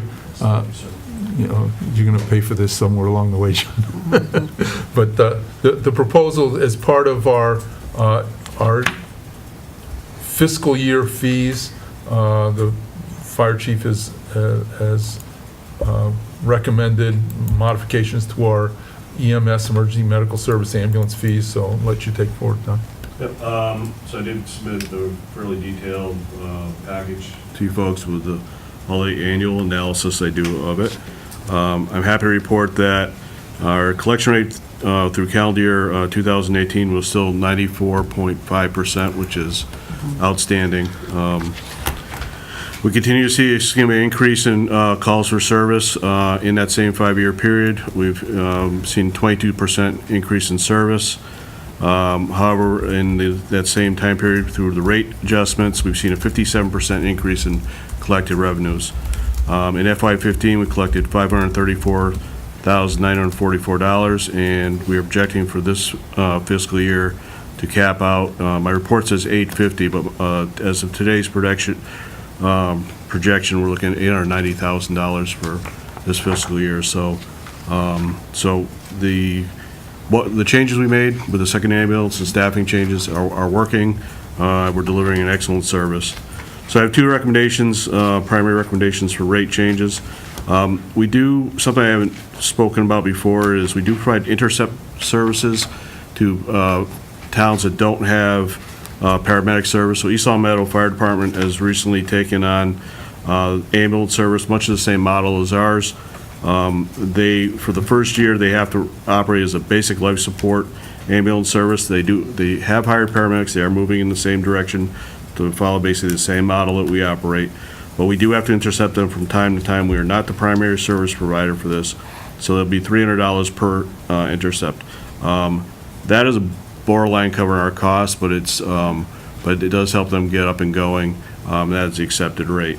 So I think this is a good investment for our town. Once they are fully paramedic with their two ambulances, they'll be very reliable and a very reliable partner to service both communities, as we have for years. Excuse me, Chief Dearborn, can you just explain to people what intercept services are? Yep, sure. So Long Meadow Fire Department, we have two advanced life support ambulances, so paramedic services, the highest level of pre-hospital care we can provide.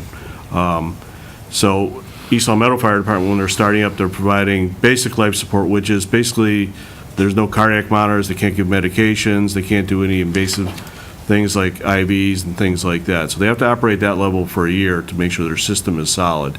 They have hired paramedics. They will have put paramedics on their trucks. But in that time, if they have somebody that needs advanced life support, it works very well, because you'll see us meet up with them on Converse Street. Our paramedics get on board with a limited amount of equipment, and we'll provide advanced life support. And then we ride into the hospital with them, and then we come back to service fairly quickly. So, did I explain that? That's fine. I try not to professionalize the jargon too much for you. So now will be a limited time we'll be doing that. I would assume probably after January that should tail off significantly. So overall, I'm recommending a 3% raise, 3% increase in our rates, with the exception of that one rate I discussed. That keeps us consistent with the regional average. Meets our capital demands going forward, and it still maintains that I have not seen major changes in our collection rate, even with all the increases we've done. So with that being said, the other note is on our mileage. It was pointed out to me our mileage rate is much higher than the regional average. That's because we're so close to the hospitals, so we have to cover more cost in a short amount of time for fuel and maintenance. So other than that, if there's no questions, or if there are any questions. I just have a quick question. Sure. When we have when there's a fire or a response to a fire, my understanding is that, in effect, you said this in one of your reports, you cover the firehouse. In one of your reports, I think you said at the fire that we had, Agawam had to respond with it. When we have both ambulances out, Yep. how do we cover the fire station? Yeah, basically, yeah. So we never go to zero staffing in the fire department. So we do rely on some callback of our off-duty people. During the day, it's actually, with our staffing levels now, we don't need to. We rely on some callback. If the ambulances, depending on where they're in their cycle, if an ambulance is at the hospital but in service, we consider those guys available. They're 7 minutes away.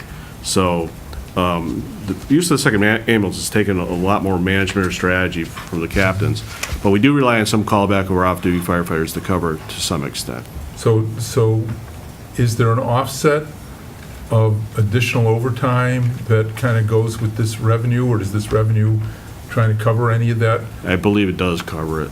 Yeah, based on what we're collecting, and Paul and I have looked at it and are very comfortable. The operation model now seems to financially be, we're actually able to increase the revenue this year up to from 25% to a third of the budget. So, right. Yeah. Okay. So. Well, just last Thursday morning when I was driving by the fire station, I was surprised to see 3 ambulances, one heading south on Long Meadow Street, one going north on Long Meadow Street, and then one heading out William Street. I was like, all at the same time. Yeah. And it's nice that we have enough ambulances to do that. So, I just want to be full disclosure there. I only staff 2 ambulances. We've retained the old ambulance, and it's equipped as a basic life support ambulance. It's not equipped, but the situation with mutual aid with the private service in the area, they really don't provide much. And there are times when we actually have to staff up that 3rd ambulance as a basic life support. It's not a regular practice, not really something I want to do, but just by need, sometimes we have to do that. That was, I know the exact day you were speaking of, and that was actually at shift change, so I had 2 shifts of people there, and I was able to do it, so. Yeah. But the 2 ambulances, yesterday during Long Meadow days, I had planned to have an ambulance there all day. The ambulance that was supposed to be stationed there left there at 11 o'clock, and I ended up having to have Agawam Fire come over to take somebody from Long Meadow days, which was incredibly embarrassing. Any other questions, Marie? Just a comment, your unsung hero biller, she's amazing.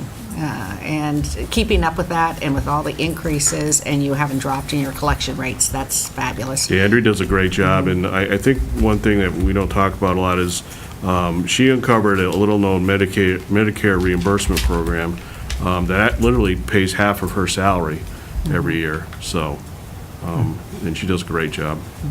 So thank you for recognizing her, I appreciate it. Yeah, I'm going to entertain a motion to accept the EMS fees for next fiscal year as recommended by the fire chief. Is there such a motion? So moved. Is there a second? Second. Motion's made by Mr. Lowe and seconded by Mr. Foster. Is there any other questions or comments? All those in favor of adopting the fees? Any opposed? The motion passes 5-0. Thank you very much, Chief. Thank you. I just want to thank Ms. Angelis for mentioning the MVP session. Wednesday night, 7 o'clock, Community House. Please join me. I don't want to be alone. Thank you. Thank you. We're going to move back to the top and just, we've got a proposal by our Chief Financial Officer on bond anticipation notes that need to be renewed. And Paul, I don't know if you want to... Right, very quickly, we're on a kind of a annual May cycle with these bond anticipation notes that we're taking them out roughly for a year at a time. We look at what we need for the upcoming year. We utilize the budget numbers that were approved in the budget to reduce certain projects, reduce the amount that we have outstanding in principal, and if we need to then have some initial borrowing on new capital projects that we've started, we take that opportunity to do that. All that is itemized in the spreadsheet that I had sent along with as far as data to you folks. Town treasurer did take bids last week. We had there's actually 2 bands that we're talking about, one for $1.7 million for cash flow and the Council on Aging to carry us through until October or November when we'll go out for permanent bonding. And the other one is for a $573,125 ban on about 5 or 6 other projects that again are itemized on that back sheet. We took in bids. There were 6 bids on the $1.7 million and 7 bids on the $573,000 bands. Thought that was pretty good as far as the competition was concerned. And the treasurer and I are making a recommendation to award those to the low bidders. In each particular case, it was TD Bank of North America. The first $1.7 million at 2.13%, and the $573,125 ban at 2.18%. Does anybody have any questions for Mr. Pasterzik? Entertain a motion, Mr. Lowe. Well, I saw you had it up, so you can read the motion. I make a motion to vote to award to TD Bank NA 2 bands. First is the 175-day, $1,700,000 ban at the rate of 2.13%. The second, a 359-day, $573,125 ban at a rate of 2.18%. Motion's made by Mr. Lowe and seconded by Mr. Lacusa. Is there any other comments about this? All those in favor? Any opposed? The vote is 5-0. Paul, thank you very much. I think the next Next item on our agenda is to the DPW project change order. There's a proposal for a DPW project change. And Stephen, I guess I'll let you continue to explain what was started earlier. I don't know, Mary Beth, if you want to join us as part of the building committee? Yeah, I think, so, a couple weeks ago, Richard had showed some pictures of the embankment giving way. We'd reported on large trees and root balls down in the bottom of the dingle at the north of the site. We have an order of conditions for the Conservation Commission for the project that requires us to address these issues. And looking at the site, there are other tree sections that look like they could also become further destabilized and go down to the bottom of the bank. And so not only pulling out what's down, a significant amount of what's down there, but also cutting what's still up on the embankment before it goes is the approach that we decided to do. We did get two quotes for this work. We did talk to our tree vendor as well, and then we also talked to the general contractor. The general contractor is the more favorable estimate, both on price and I think on timing as well. And you don't want a different contractor working in, two different contractors working in the same site. That can get a little challenging. So the OPM and the design and Weston Sampson Cars have both reviewed the proposal. They feel it's in range. And I don't know if the building committee has voted on it. Yes, we have. We are recommending that you approve this change order. We feel there is some sense of urgency to get it done sooner rather than later because of the equipment that has to be brought in. And the method that this estimate is for is less, I'd say it's less invasive into the stream bank than the possibility that the other vendor suggested. So we're recommending that you approve this change order. Thank you. Does anybody else? Was there discussion about getting an engineer? What would you call it? Terrain engineer? Someone who hydrologist that would look at a second opinion. The current engineers, Weston and Sampson, are developing a plan, or just say a paper on a number of different proposals, alternates that could be addressed for the permanent problem. But that end result is not really the responsibility of the DPW project. That will have to come down the road at some later point, but at this point we have an order of conditions that those trees were supposed to have been removed, and now that issue has been greatly exacerbated by both Mother Nature and other factors having to do with both the stream and the saturation of the soil due to the heavy rains that we've experienced.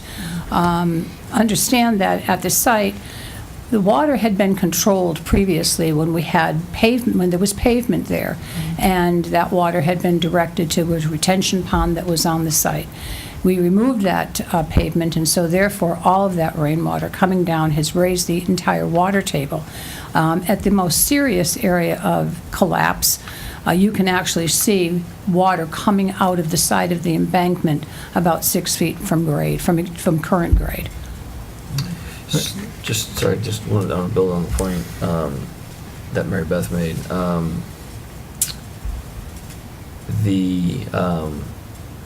This project and this situation is really emblematic of what we've been talking about at our MVP sessions, and the chief and I have discussed making this specific project that we're talking about an area of focus in our kind of next round of MVP process.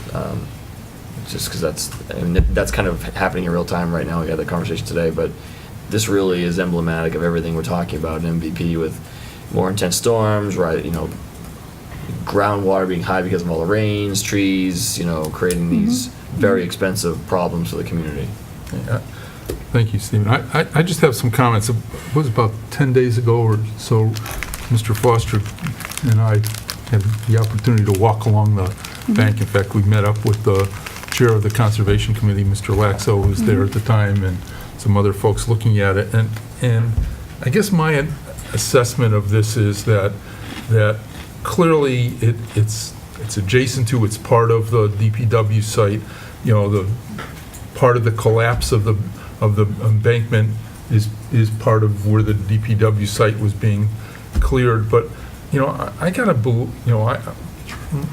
as a non-hydrologist, not looking at it, but looking, and Mr. Foster and I walked a good length of this, is that there's a significant contribution to just erosion from the stream, from this dingle. Correct. That caused this erosion. I mean, where it collapsed is just a small portion. It's probably, I don't know, 50 feet or something out of 1,000 feet. I don't know, something that where there's problems and there's significant erosion. And I guess my concern is that, we're laying the cost of all of this back onto this DPW project when in fact, clearly portion of it collapsed because of the grading. I can understand that.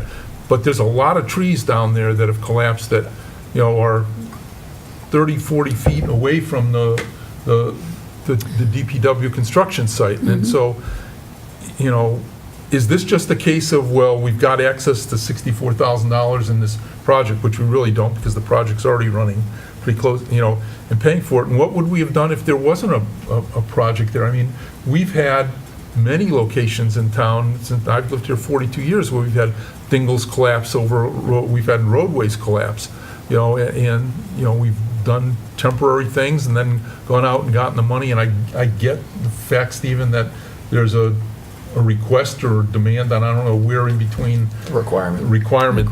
That we fix this as soon as possible. But, without the money, what would the town do? And to just say, we're going to make the project pay for it kind of concerns me, because if it's just being paid for because we've got money there and we can allocate that money or appropriate that money quickly, may be a miscarriage of having the project pay for something that wasn't necessarily its fault. And before you answer, I'll acknowledge that, I may be right and I may not be right with my total assessment, but my sense is that if 10 people looked at it, you'd get several different, if not 10 different opinions. You'd certainly get a few different opinions. So with that, I'm going to let Richard answer, and then we're Yeah, and I understand your point, and it's a valid point. The nexus between the DPW project and what's occurring down there, which seems to be Mother Nature at her best. But the fact remains, the close proximity of the Mother Nature's work and the site almost demands that we get the trees out of there now and stabilize the site so we don't conflict on the construction of the DPW facility with the people in there. The proximity is so terribly close. Well, I'm not arguing with whether we should do it or not. But I mean, that's the justification, Mark. I agree with what you're saying, but where the money comes from, I don't think it matters where the money comes from, other than the fact that this work really should be done now before we get too deeply involved, because there's going to be equipment, there's going to be 30 foot apart construction equipment and equipment taking out trees. From the side of the embankment to the beginning of the new pavement is approximately 28 feet, or was 2 weeks ago. There could be further collapse. It could be closer at this point.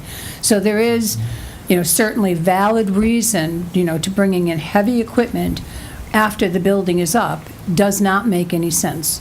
It makes a lot of sense to do that now. You're absolutely and if right. I could let me just continue though, Mark. When I first looked at this site, was approximately 9 or 10 months ago. That is the time that I became aware that there was an order of conditions for the tree fall in the stream itself. Now, this was prior to us having all of this water, and the order of conditions was part of the contract to do the work.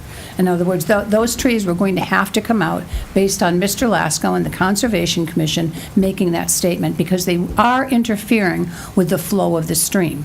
Now, combine that with the additional water that has fallen, again, not part of the DPW project, with the additional water that has entered into that stream, further eroding the tree stumps and the tree root systems, additional trees have fallen.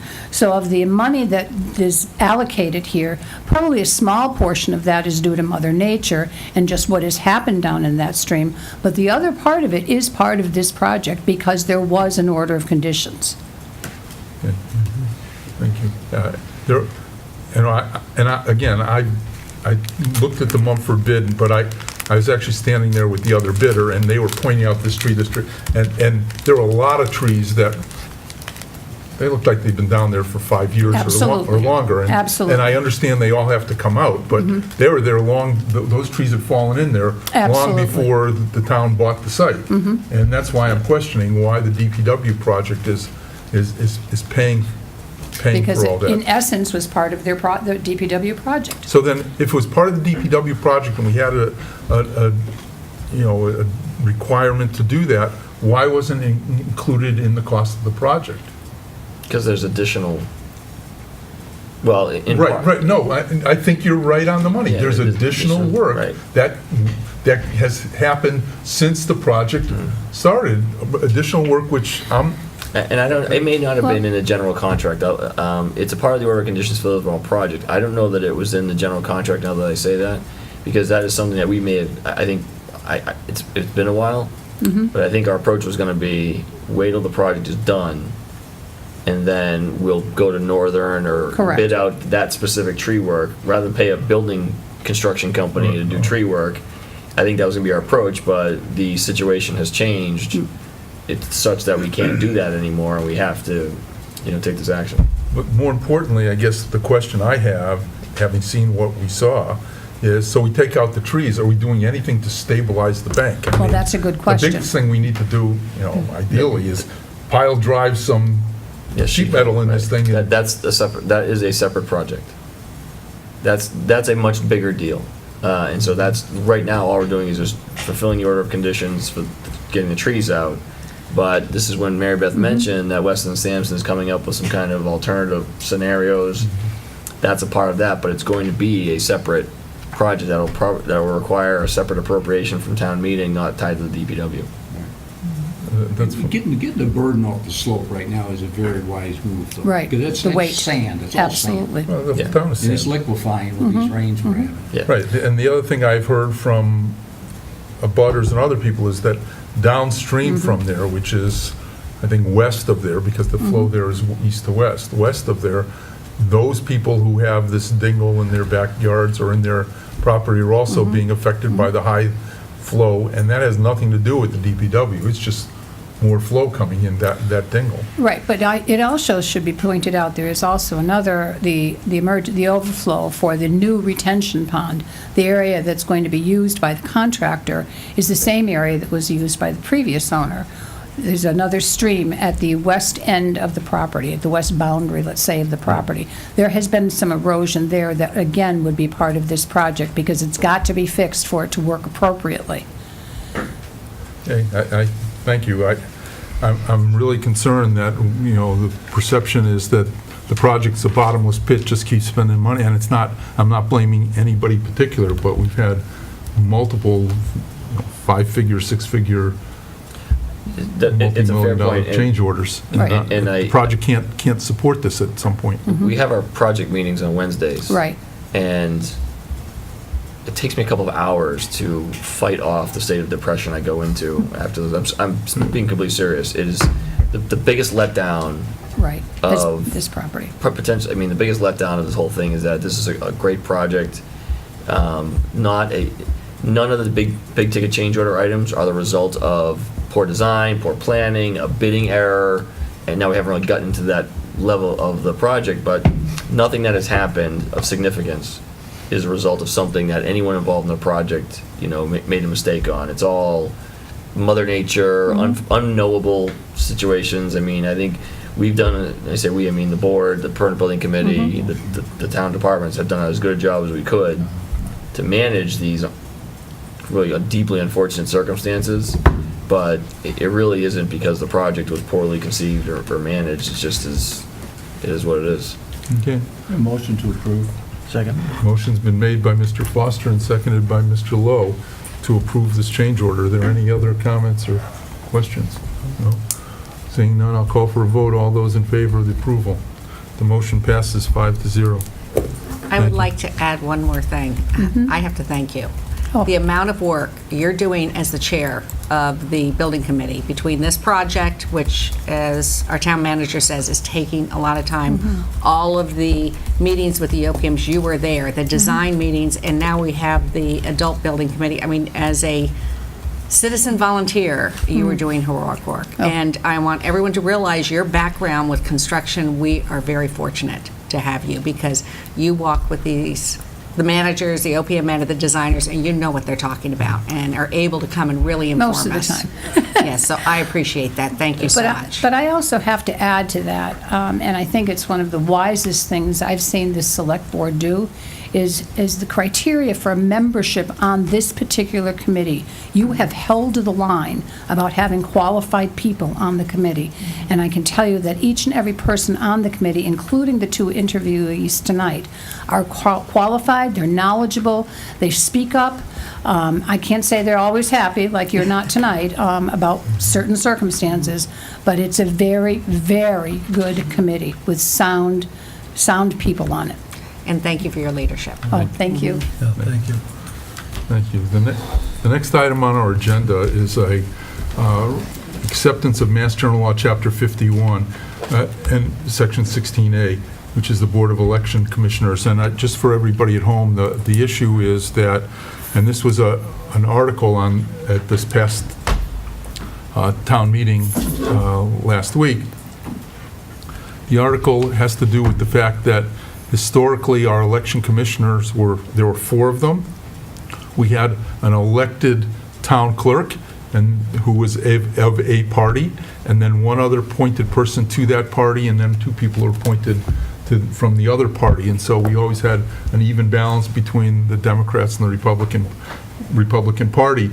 Because our town clerk, A, doesn't live in town, and B, is unenrolled, we now have an unbalanced situation where we have 2 Republicans and 1 Democrat. And so the intent of the change order of this acceptance as Mass General Law was to allow us to appoint a 4th person to the election commissioners. And so with this article having passed at the town meeting, I'd like to consider having done that. We've now reached back, and this past week I called the chair of the Town Democratic Committee, because the Town Democratic Committee had submitted on February 6th, I believe it was, a letter recommending several different people for the election commission.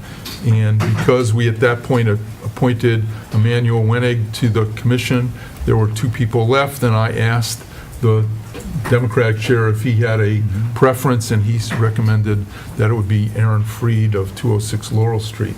So that's just Do we have that in writing, Mark? What? Do we have that in writing? No, we don't have that in writing. Okay, That was I think it's appropriate we get it in writing. well, the point is, though, Richard, we have his recommendation in Yeah, I writing. know, but I think It's up to us to pick. They originally proposed 3 names. I It's up to understand. pick. Why don't you forward it to, it's right there, right? Give us a current reading from it, give us something to look at, besides a phone call. No, but what I'm saying is, the letter was in our packet, Right. was from February 4th from the chair of the Democratic Committee. Right. And it had the names on it. So it's up to us. We can He's talking appoint, about this one. we can appoint anybody we want to, in theory. We generally always ask the Democratic and Republican committees who they recommend. And generally, they recommend 2 people, and we appoint 2 people. In this case, he recommended 3. And it's up to us to make the appointment from those names, and that's my basis. So, Currently, yeah. I would just say, as a comment, that, one of the individuals here, John Fitzgerald, has been a long-time volunteer. He was on the school committee for many years, taught in the school. And so, I would just still lean in the direction of John Fitzgerald. His name is on this list. Can't say that I know Aaron Freed. I'm sure I met her, but John Fitzgerald has been very active in the Democratic Party for a long time. And I don't know, I guess maybe we should get it in writing from them before we make an appointment. well, the reason for requesting it, to do it tonight, is so that the 4 electors would be in place for our town election. Yeah. If we don't do it tonight, they will not be in place for our town election. That was the issue. And so I thought that, again, we can do from this list, I think we can pick any registered Democrat in town. But from this list, we've always picked somebody, and I'm not enrolled in either, I'm an unenrolled, Tom picked him. voter in town, so I don't really care. But we can pick anybody we want to from these Computer lists. slate? They just gave us Is your three computer names. slate? And Mandy's already on there. And he was already appointed, and He's the already question there, is, so it's on which what one of the basis two? did we appoint him? Because he was first on the list. So why are we appointing Aaron Freed? Because she's second on their list. But Manny Winnick was an incumbent. Well, This was his second but, appointment. and That's why he was appointed. So there was you no want a other second incumbent. Tom, or you want a second No, Aaron? I know. But fine, I thought I did my homework. I'm going to punt on this. You did your homework, but you've only brought who you wanted to bring forward. No, no, it's not who I want to bring forward. I expressed the opinion of the Democratic town chair. It's any one of these three, correct?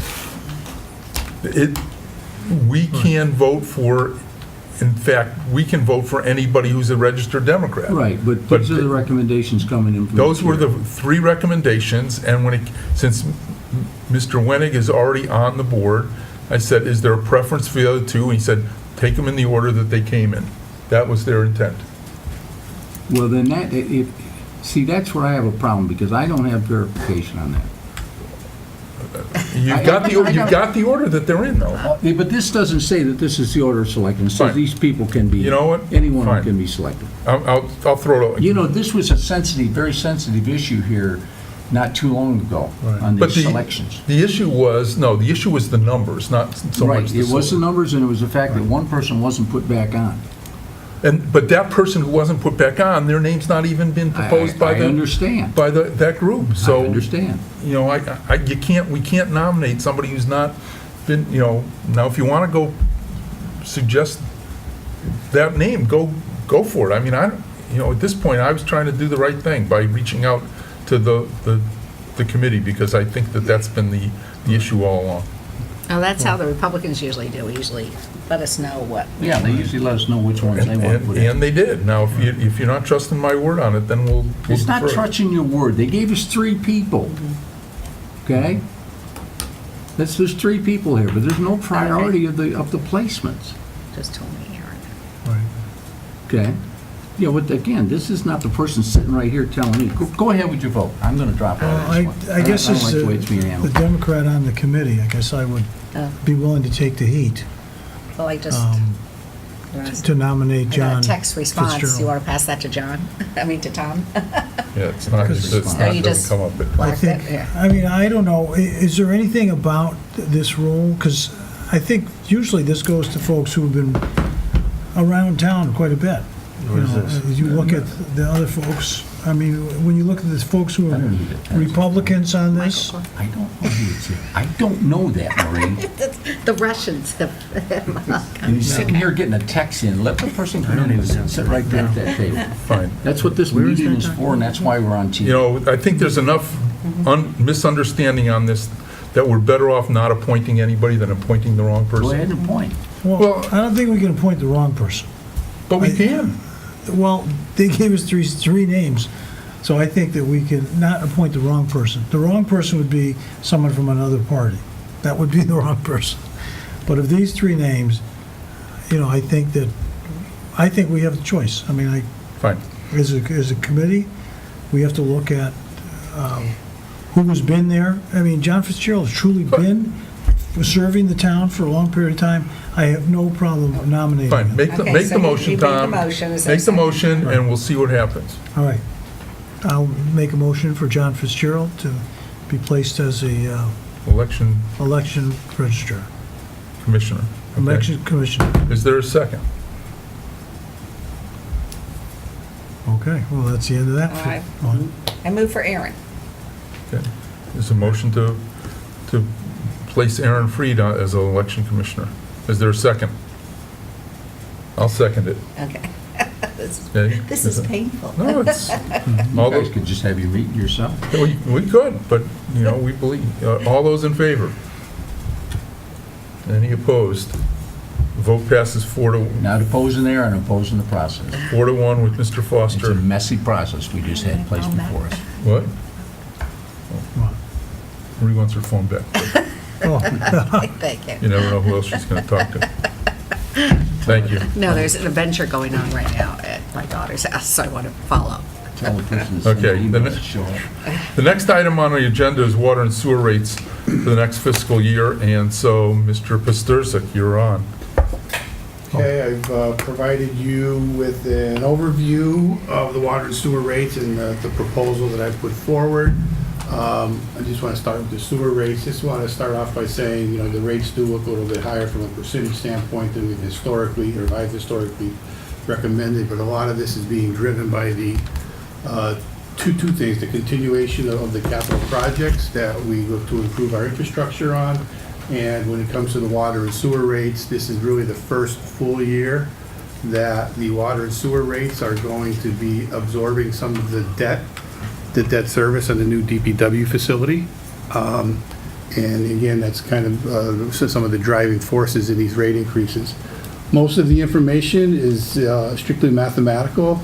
All the information, or most of the information up on top is directly... Excuse me, Paul, can I just ask you if you could, down in the bottom right corner, make that bigger, and just so that people can see potentially at home the 2020 numbers?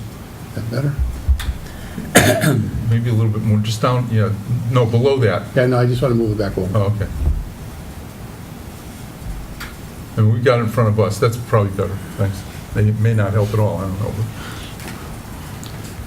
Again, as I said, these numbers up through the $1,991,000, that was the actual budget that was approved at town meeting last week. Again, I'm speaking first of all the sewer rates. Historically, we've tried to put in money for capital projects. I have put in $100,000 just to be consistent with prior years to absorb some of the cost of future capital projects, giving us an amount that we need to raise total sources of just over or about $2.1 million. Of that $2.1 million, we have $300,000 coming in from other sources. $225,500 would be coming in from the sewer collection charge that we assess based upon the water meter size. We have some ancillary revenue coming in from interest and other work that the DPW does for the town. And again, that totals about $300,500, leaving us an amount that we actually need to raise either through rates or through reserves of just under $1.8 million. Historically, we have used, as far as our estimated billable units, and it seems to be a pretty good number, the 695,000 units, which would then mathematically, doing the division, come out to a recommended rate of $2.58, which is 8 cents more than the current rate of $2.50. Again, most of this is being driven by debt service. There is also some increases in salary up above other smaller charges within the operating budget. But again, a lot of it is being driven through the capital projects portion of it. Can we take questions on this? I don't know if you want to do the sewer separately or if you want to go into I think water. we ought to just focus on this so we're not flip-flopping back and forth. Does anybody have? So that 8 cents, what percent would that be of an increase? The 8 cents is 3.2% increase. 3.2%. Okay, thank you. So, Paul, my questions are that we show $100,000 under reserves. Yep. Can you explain again what that reserve, it's that one? That is actually an amount where we are trying to build up our retained earnings. So when we have smaller projects coming off into the future, we can appropriate them directly from our surpluses. Again, it's a methodology of building our surpluses so we don't have to go and bond all these projects. Okay, well, so our retained earnings at the beginning of this fiscal year were $1 million, $1,014,000, right? That's what it shows down at the bottom of this, okay? Yep. And obviously, we've put money into capital, and we've had some revenue and some other appropriations. But at the end of this fiscal year, we're at $637,000. That is projected based upon the Right. operations adding $125,000 to the bottom line, yes. Right, which is still above our $500,000 target Correct? budget. And so I guess my question, and I'm going to have the same one for water, but is, we're building in another $100,000 of reserves when we're already above our target for our sewer retained earnings fund. But I think that target is a minimum of 500,000? Well, yeah, but it's a target. And clearly, we were twice that at $1,010,000 or $15,000 last year this time, or at the end of last year. All I'm trying to do is find a way to cut back a little bit and save some money on our sewer rates based on are we overcharging for sewer just to put money into a fund, into a rainy day fund, when that rainy day fund, that sewer retained earnings funds, has already reached that 500,000. It exceeds by 20-something% that rainy day fund level we put in there of $500,000. So, I mean, if I was to comment on this, I would reduce by half that $100,000 reserve to $50,000, and if you did that, it would take us essentially from 258 to 251, and we could probably go up 1% to 252 or something like that, or 253, and still be in pretty good shape. And obviously, that's what I'd like to propose, only because I think we're hitting people with a stormwater utility bill that's going up and some other things, and the purpose of this is to pay for the fees of our sewers, and not to just build our sewer retained earnings fund. So that's my analysis for the select board. Marie? And remind me, we're doing this now. When are we supposed to be setting the rates? Now. Well, the rates, I think this is for discussion. I think the rates are set for your next meeting. Right. Okay, so we're not setting them now.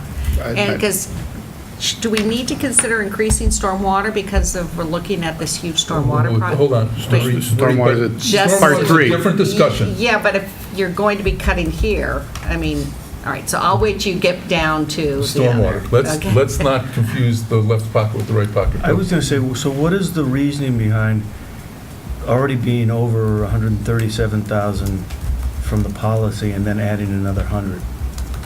Just Again, we continuously have capital needs, whether they're equipment or whether they are replacing sewer lines, that are going to come up annually. And the question, and what if we get hit with a large project in the near future, we are going to be bonding the money. well, then maybe the policy's wrong. When you say the policy is wrong, Well, to have build it up to 500,000, maybe it should be more. that's a possibility. The Sounds like- 500,000 was a number that's probably 10 years old. Goes back a while. But how many years have we, I mean, I seem to recall, Bill, that the purpose of the policy was, if there's a stormwater break on, in October, November, December, we need to have the money to go and fix it. Sewer break. A sewer, in this case, I'm sorry, a sewer break. If there's a sewer break, in the middle of the winter or during the year, that reserve is intended to do that. It's not intended to, in my mind, was intended to do capital projects which get approved at town meeting, although I do recall, because I was the driver behind this, a couple of times we had capital projects and we said, instead of bonding it, that capital project is manageable and we have so much excess money in the stabilization fund, we can pay that capital project out of stabilization. But that wasn't the initial and original intent of that storm, or that sanitary sewer stabilization fund. It was to cover the mid-year emergencies. Do you realize what you just said? He said with one policy, yeah. You stole money out of the fund that you shouldn't have taken out of. No, no, no, no, no. Yeah, We you said, you've been here, Richard. I We know, I we know, established I know. $500,000 is the cost we thought would cover an emergency sewer repair. Right. And when we got up to $1 million or $1.5 million, we said, we've got too much in this, let's not bond it, let's just pay for that capital project out of People don't that tend to fund. honor the intent purpose of these funds. That's the whole problem with having reserve funds. They tend to dream up reasons to But- reach in but- and grab the dollars for But if the something else. if your reserve fund keeps building and building and building, what do you say? Let's go out and we're gonna charge people It's not for gonna new keep- capital, it's not even though gonna we had keep $1.5 million in the reserve fund? It's not going to keep building, Mark. We We set the limit on how much money we want in there and leave it there, but it's set for the purpose. I'm talking about what we do for the purpose of getting the funds, not how much is in the fund. Fine, but Just what you said typifies what happens with these reserve funds, is people say, hey, I got money there, I'll grab that money, so I don't have to worry about doing But another the one. point is, we're setting a budget this year, and we have absolutely no clue how much water is going to be used next year and how much revenue we're going to bring in next year. Exactly. We have absolutely no clue. So we do it on our best management of previous years. That's the only tools we have available. But after 75 years in the business, we have a pretty good consistency record Then of we what's should going listen to on. what that recommendation is and quit debating it. And And- approve it and leave the money alone and don't touch it. But the recommendation is every year for the last 5 years, we put $100,000 into it, and all we've done is seen the reserves go up. Why wouldn't you say, hey, we're overcharging residents for Policy sewer? was 500,000. How much do you have in reserves right now, Paul? It's just over 500, because we made a point to utilize 313,000 for the North Interceptor Sewer Project. Okay, so I would say unless you have valid reasons to take it above the $500,000 reserve, it shouldn't even be a discussion in the boardroom, because it's a separate discussion that should take place. And it should be entertained very welcomely by the sewage commissioners. If there's ample reason to have a $700,000 reserve, then I think we should change the policy if that's true, Mark. But if it's not, leave it at 500 and we'll quit worrying about it. And I'm not arguing Well, I with was that, going to say Richard. that at 500 is, historically, has that worked out? And I'm not arguing, leave it at 500. It's Paul's projection, at the end of this year, we'll have $637,672. That's above 500,000. That's above 500,000. Yeah. So why are we putting together a budget that will add further to it? Well, you just cut it 50, you didn't cut 100. You're going to take it back to 500 and let it sit right there. I'm not concerned on how much money's in there, I'm concerned on what it's spent on. That's always my problem on, I consider them But- slush funds. but the problem- They're not, but I consider it, it's a big glob of money there that is ill-defined for emergencies, and you can come sideways on it. But Richard, it's not just emergencies. It's also for, if for some reason in the coming year, the billing is much, much lower than our fixed costs and our capital costs, we may have to draw on that reserve to balance the sewer department You're budget. talking against yourself now. No, Now I'm you're not. saying we should increase the fund. No, I'm not. I'm saying $500,000 between those two uses takes care of it. But you're saying only use it for capital. It's not only for... No, I didn't say for capital. You said only use it for emergencies. Don't put words in my mouth. You said only I use it said for Use emergencies. it for appropriate usage, not just for Well, points of opportunity. but- How much should we have in there?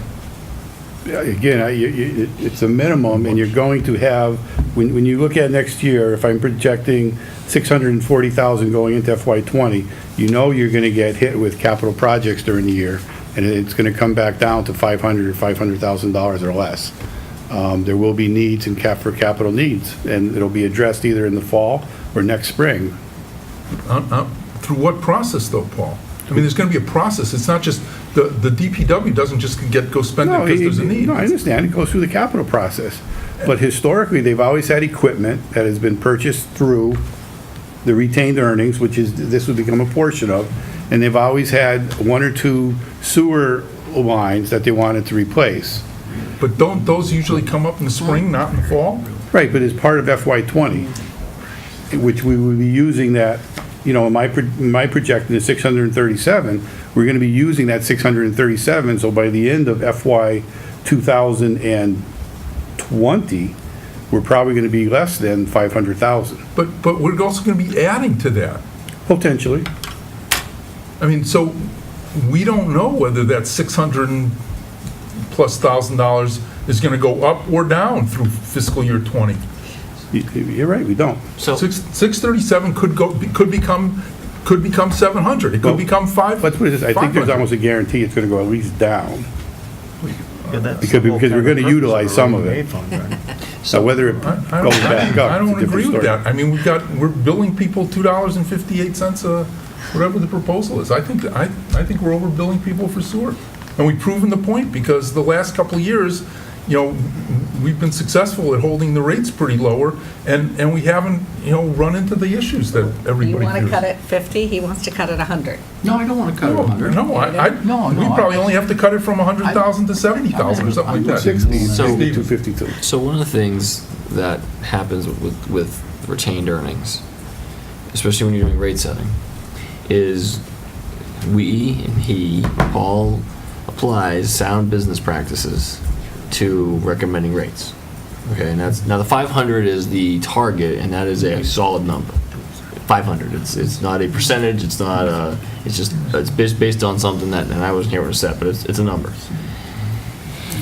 Like always, like with everything, we budget conservatively, make conservative assumptions. Okay, so it would be difficult to keep that right at 500 on the nose, when, as we just noted, you do your best guess on what revenues are going to be when you set the rates. And so by nature of that fact, just by virtue of the fact that we don't have the tools to have this be 100% accurate, where we can keep it right locked at 500 and not move it one way or another, we apply sound business practices. And sometimes in years where it's dry and people use a lot of water, revenues are up, and so more money goes in, and then we spend it down. If we have a year that's bad, or we have more emergencies or higher costs than we anticipated, then the fund isn't increased in that given year. But you don't know that until a ways from now. You don't know that for a year. Right. And the issue is, do you overcharge people with the hope that you're not going to have a problem, and then what do? Or do you say, we've already got $637,000 in this reserve, which is, it's not a slight bit above our 500 target, it's 22% or something, 21% above our target, and all I'm saying is, we constantly hear people say, my this is too expensive, my that's too expensive, and part of that proposal for 258, which is a 9-cent raise in rates, is to put more money into a reserve account. And all I'm saying is, we took that from $100,000 to $70,000, we'd be down to a really manageable level. Marie. Well, Mark, I've been sitting next to you for years. We've been doing this for since 2011. Too many years. And we what haven't gone bankrupt yet. No, but what we have done is we've played around with the rates, and then we ran into a year where we went, oh my gosh, we're down to 200. We have to have an emergency raising of the rates in the middle of the year to get the retained earnings up.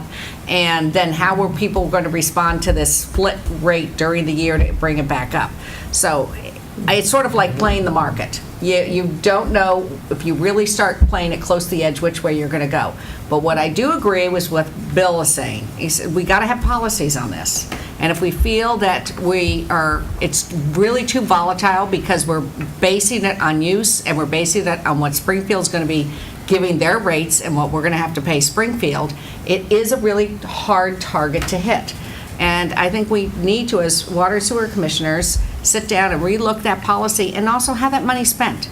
So let's say we decide we're going to pull it out for a project. What are the steps we really decide to take retained earnings instead of bonding the project? So I think it is worth it for a full policy review.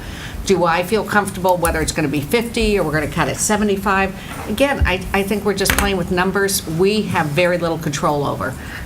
Because it depends on Springfield, it depends on usage, and whether we have a broken main on a street that we're not expecting during the year. Marie, I take up second. We have all the control. Don't say we have very little control over it. We have absolute control over it. We set the rates. We know what Springfield's going to be charging us. I don't recall a year where mid-year we changed the rate. The only time we changed it was Yeah, we did. after we set it, then we had to reset it because we got changed from the city of Actually, Springfield. I'm mixing sewer and water. I Right. keep We thinking that never- you're, I'm that's thinking right. of water. We Okay. never reset these rates, and we have We've the reset absolute water. right and authority to set these rates at a manner that puts, covers the costs, pays all the bills, leaves us with well over $500,000 in the reserves, and minimizes the rate that our ratepayers pay. That's all I'm saying. We're just beating it to death, though. Yeah. We're beating it to Do you death, want a but reserve fund at 500? Is that what you want? I want a reserve fund that meets our At 500,000? That's 500. You gotta put a dollar amount. Is it 550? That's our policy, so it doesn't matter what I want. That's the policy, that's what Where we're does going to this have. board want the reserve fund to be at? 550? But again, that's a target, you know, you That's a don't target. really know what's going to happen towards the But at the end of the Richard, year. I don't follow where you going with this, because we're at six, We're beating a camel to death here. but we're at 637. I want to be at 500. Well, then- We're above it already. Then How put a much- motion on the table and let's accept the rate and keep it at 500 if that's what you want to do. I just think the rate ought to be something like 252 Well, or just- 253. You're just playing games. You just No, want I'm to not. cut I've something so got- it makes I've- you look like you did something. Now, come on. You want Richard- to go back to policy, go back to policy. If not, I pick up the object to card. that. I think that's wrong, because I didn't You go, got a policy that's 500,000, and we're at 637. so you're going above policy. We are already above policy. You are endorsing going above policy. No, we're already above policy. All I'm saying is, I looked at this budget and I said, why is there $100,000 Why didn't you more going in the Why didn't you reserves? cut it back to got in 500,000? We're not setting the rates tonight. Because I don't know what that'll do to, that, But you said we have absolute control.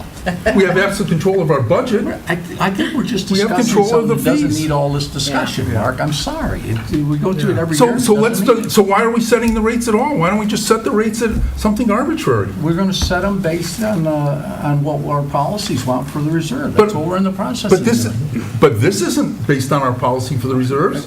I guess I'm curious as to why in the prior years we had the $100,000 always put in there, especially last year, if we ended up with $1 million in reserves.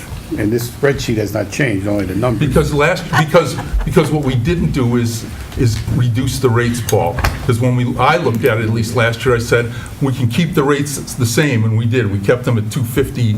Remember, your recommendation was 249, and we actually set it the same at 250, so we weren't going down, but we weren't going up. So That penny is $7,000. I get it, but the point was, there was no reason to cut $100,000 because we weren't going to lower the rates, but we didn't have to go up in rates. I don't think, I'm going to honestly tell you, I don't think there's anybody in TV land cares whether it's $500,000 or $700,000 in reserves. No, but they do care about their sewer rates. I think they're looking at this board and the town management to do the right thing and advise them and set policies that keeps the sewage flowing and the water flowing. Yep. And we're beating this thing to death. And I think if you want 700,000, amend the policy, we'll make it 700,000 and try it for 3 years and see what happens. We go through this agonizing thing where somebody just wants to reduce a rate to make it look like we're doing something. We don't really do anything, Mark. You know that. We just keep moving the ducks around. I disagree. We're not voting tonight anyways. Right. I disagree. So we'll do this again next time. Yeah, I just want to make one brief comment. I disagree. Because I know you're talking about rate reduction, and I know that you said you don't want to over. I'm talking about I mean- not going up as high as was Right, proposed. right. It's not a rate reduction. So, but in terms of like, and you said don't overcharge people. I think I say overcharge. All of the money goes back to the ratepayers in one form or another.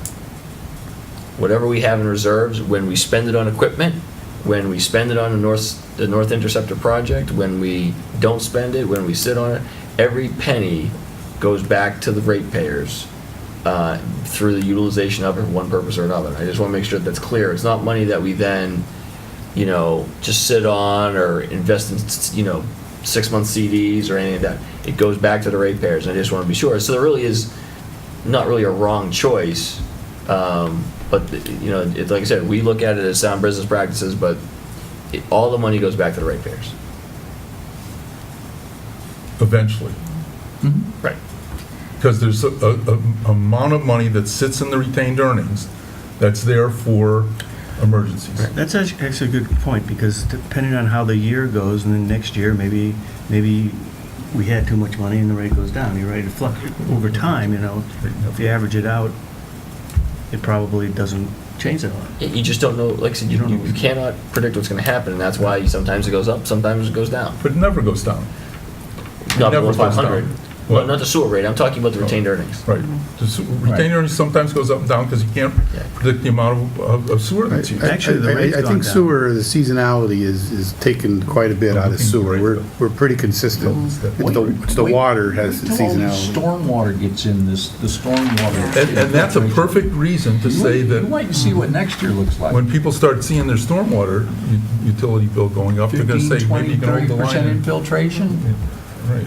All right. Yeah. Again, we're not voting on this tonight. Paul, I appreciate your Okay. response and everybody's Water. indulgence. Could we add policy to the next meeting too, in case someone wants to change policy on the agenda?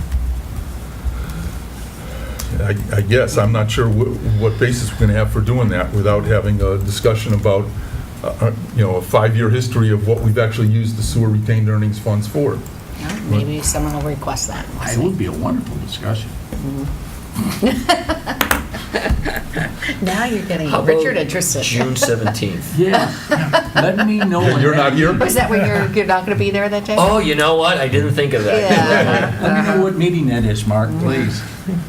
Okay, Paul, why don't you bring up the water? Again, on the water, it's the same type of mathematical calculation. Up above is your operating budget, 1,994,000, plus we have 707 in debt service. This is the amount that was approved at town meeting, $2.7 million. I again am putting in a proposed $100,000 to go into the, for water reserves, based upon, this happens to be more of a seasonal factor, should be a rainy season, and we do not actually collect or bill all the billable units we project to, and/or it would then go, if it materializes, we'll go into retained earnings and be used for capital. This would give us an amount to be raised of $2.8 million. And here we are not so fortunate with offsetting other ancillary income. We have about $85,000 coming in from the work that the DPW does and interest income, giving us an amount that we need to raise to meet these budgetary needs of $2.7 million.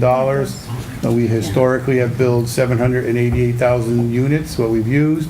That would give us a rate proposal of $3.45, which again is a it's a 5.51% increase over the current rates of $3.27. Again, it's all mathematical equations, and you can have the same debate if you like. Yes. So, Rinse and so repeat. I'm going to have a different debate here. Oh, no.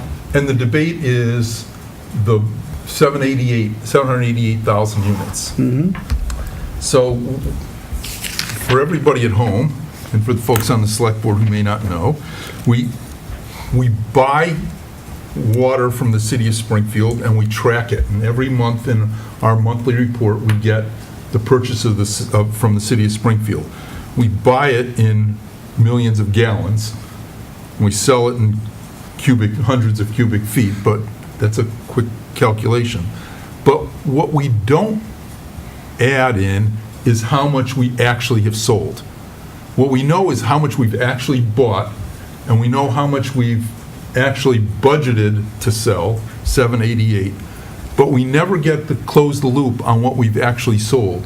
Because prior to just a few years ago, when we put in the remote water meters, we couldn't read that. And so what I did, and I handed this out to everybody, is this chart that just shows for each of the last 10 years. What couldn't you read? I don't understand. We've always read our meters. No, but we don't have, Richard, let me go through this and I'll answer your question, okay? Yeah, well, I got you made it sound like we didn't read our meters. No, what we don't get is a sum of all our meters, what we've actually sold in total. We don't get a report on the actual sales. Because they have the figures. Right, but we don't have them. Okay. That's all I'm saying. So Sorry, we do a true up of Springfield every year. Okay, well, maybe we ought to, I've never seen it, Okay, I think it's usually DPW reports on it in their monthly report after we No, do it. but- no, they don't, I've never seen it, but what I'm trying to show is that in each of the last 10 years, it's interesting, if you go back to fiscal year 9 and 10, we purchased less water than we sold by like 1.5% to 2%. But there are years where we've actually purchased 17% more water than we budgeted that we sold. It should be true. Because, is that losses? Well, your water flushing of the meters is not in there, all your hydrant flushing and all. But 17 or 18%? That's Yeah, not. and there's also the leaking pipes and leaking. Well, infiltrations. right, all I'm saying. The other thing is, that is where seasonal adjusting comes Yeah. in, like, in 2017, in FY17, you recall it was a very dry year, so we budgeted 788, everyone's running their sprinklers all summer. That's, you Right, can't predict that. So when we you sit bought a there. lot more, and that's fine. I don't mind that. The question is, there ought to be a column here that says, if you will, you call it the true-up. What's the sum of all the meters in town that we sold? Because that's what we want to compare to 788. It does us no good to compare the 968 or the 902 that we bought from the city of Springfield, because our budget is based on what we sell, right? Mark, I mean, you asked for that, there is a little note there, that, and this is probably 4 years old, the last time we tried to get that, but we did a 5-year average probably 4 years ago, and it did come out to that 788. I have not updated that since, but I think that's where that 788 that we utilized, when we looked at it, again, probably 4 years ago. Right. That's where it came from. And I recall making that adjustment in like fiscal year 16. That's when we went from 850 to 788 that year as our basis. All I'm asking is there some way of, between now and next week, understanding how much have we sold the last couple of years so that we understand what the right denominator is for this rate?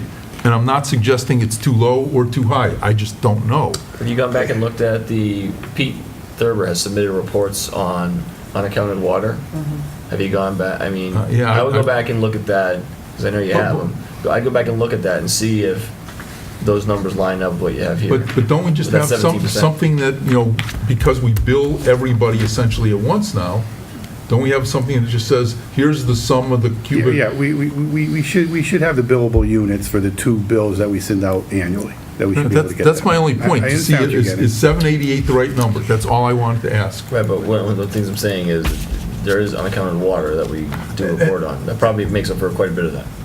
Stephen, I get that. I'm not worried about that necessarily, and I understand that the budgeted sale, or the actual sales are never going to be the same as the actual purchases. There will be a difference. The question is, what are we selling? If we're saying that next year we anticipate selling 788,000 100 cubic feet, is that the right number, or should we change that to 820, or should we change that to 720? Because that's the biggest difference in the rate here. It's gotten. Yeah, but you can't do anything about that, Mark. What we buy is what we've used in the town, and X amount is sold to the consumers, and the other one is in leakage, it's in fire department usage, it's in flushing of hydrants, and all I of must this. not make myself clear. You're right. I'm worrying about what do we sell to the people. Well, yeah, but you were saying it was going to add clarification. It can add clarification, but Pete already puts out those stats. What stats? On the usage of water for hydrant flushing, the estimates, and all of the leakage that we've proven that we have, or at least we look like we've proven we have. But, so what we're saying is that, but what I don't see is actual sales. That's all I'm asking for. Well, you can give them actual sales. Right, that's Those all I'm figures are asking readily You just said we available. could. is looking at actual sales over the last few years to find out if the 788 is a reasonable number to continue to use. The only That's other all. thing I'll say is, again, with the water, there's a seasonal factor, you just don't know that, and I Well, I've will been doing this say. for a while. Yeah, I get understand. I'm that. just making a statement. And then the other thing I will say, when you have your full FY19 of an estimated 855,000 gallons that we're going to purchase, and, 788 that we build, we're running shy right now on our water revenue I think it's in the report. In my report, we have the estimated receipts. I think at the end of April, we were down $80,000 because it was a rainy year. So I just Right. throw that out. That we may be And when I losing. put full FY19, I was guessing it with the last 2 months, because the chart we got this month doesn't have, Full year. yeah, it doesn't have April and May in there, Right. or May and June. I think an more interesting question will be is as we see more and more rain, how that is going to affect our costs on each of those variables. I think it's going to have more of an impact on the revenue side than it will the cost for a water enterprise fund. When you get into the stormwater, that's where you might have the differential of more rain affecting the stormwater because of the amount of work that they're put through. But there's, on rainier years, there's less purchase of water, you're Right, saying? yes. And on rainier years, you're going to have greater stormwater expenses. You'll have greater stormwater expenses. Okay, more so than this likely. is where we could go look at the past 5 years and try to project, but if we start to put in that variable, it could make these numbers change over the next few years. Yeah. Yeah. But again, what are we trying to solve here? Well, And if it's not retaining too much in the retained earnings, the question is, as Bill said, what is the correct policy? What do we need, especially if we're going to see increased costs coming up into certain areas and maybe less purchases? We still have to, if we sell less water, we still have to support the same infrastructure.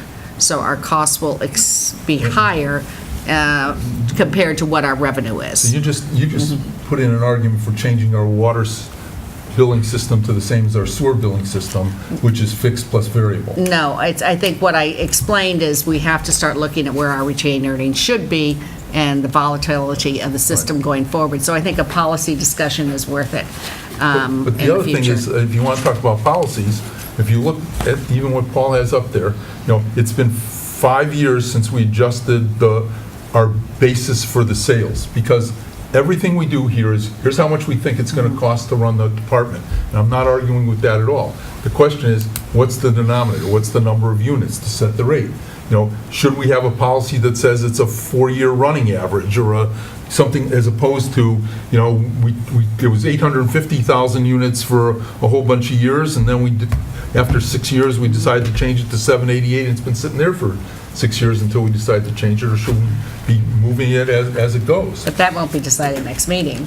We have to do the rates now. That could be more But we can get a long-term data planning, point. could be more long-term But we planning can of get a where we're data going in point, the though. future, and I'm saying the next 5 years is going to be drastically different from the past 5 years. Okay.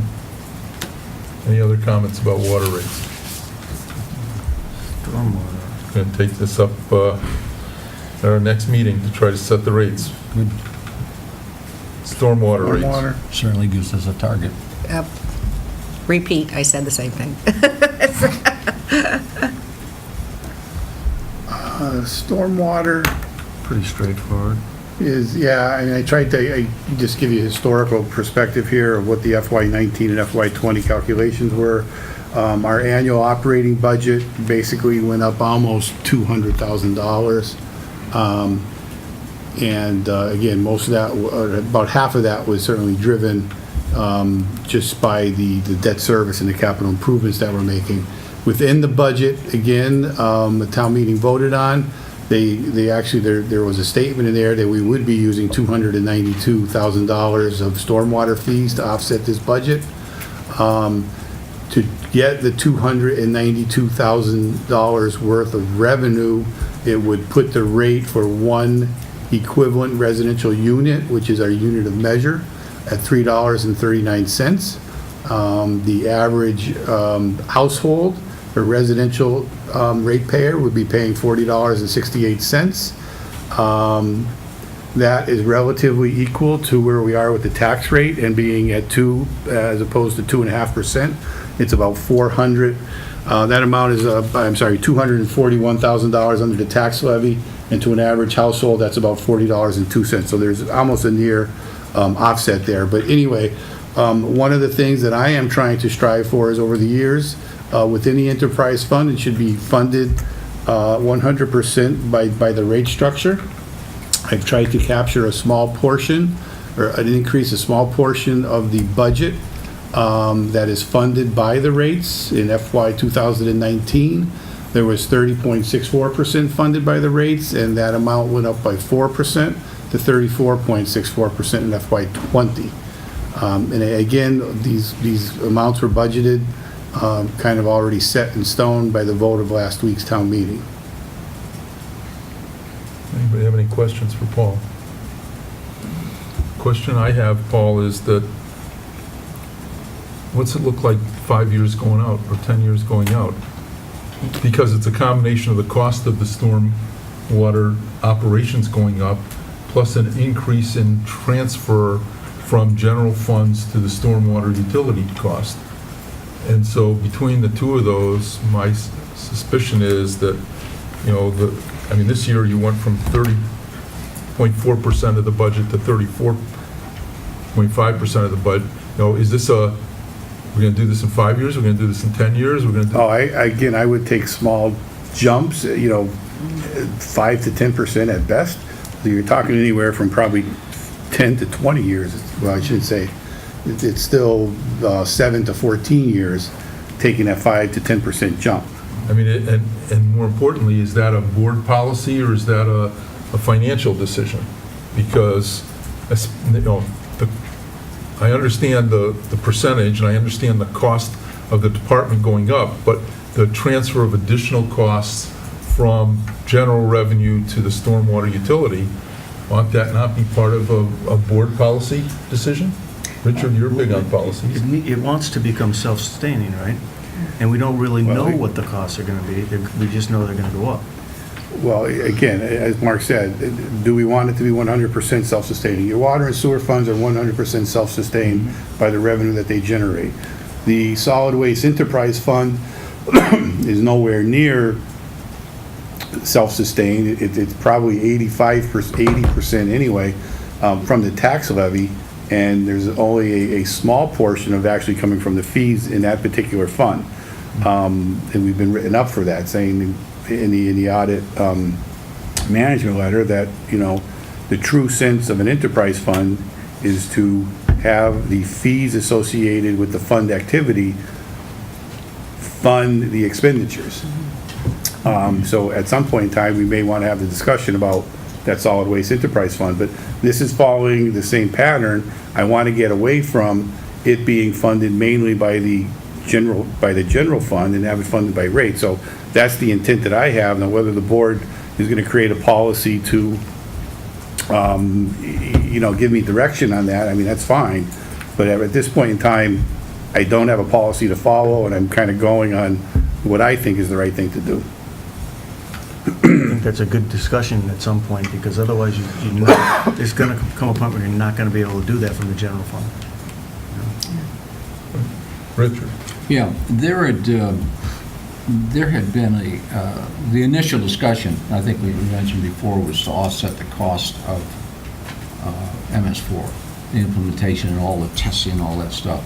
And I agree with you 1,000% that the fact is, if you can take this and shift this over to here and take it away from the general fund, as long as the general fund feels a reduction in that and shift it over, then that's a very sound management approach to take.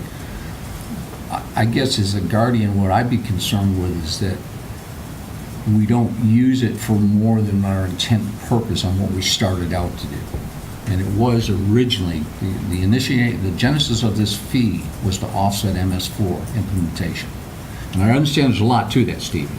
It's not just simple stuff. It's a very complex issue when you get into it.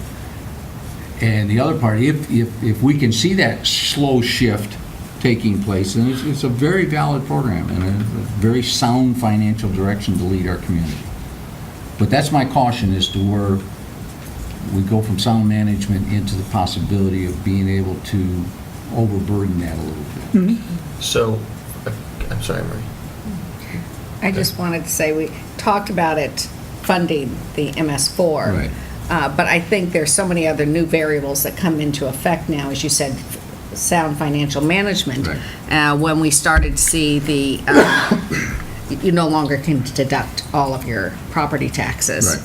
And when you use stormwater utility, we are now having the commercial properties are substantially supporting Right. the projects that they are increasing the cost. Stormwater utilities, whether we look at increased water, whether we look at the current costs, are tremendous in town.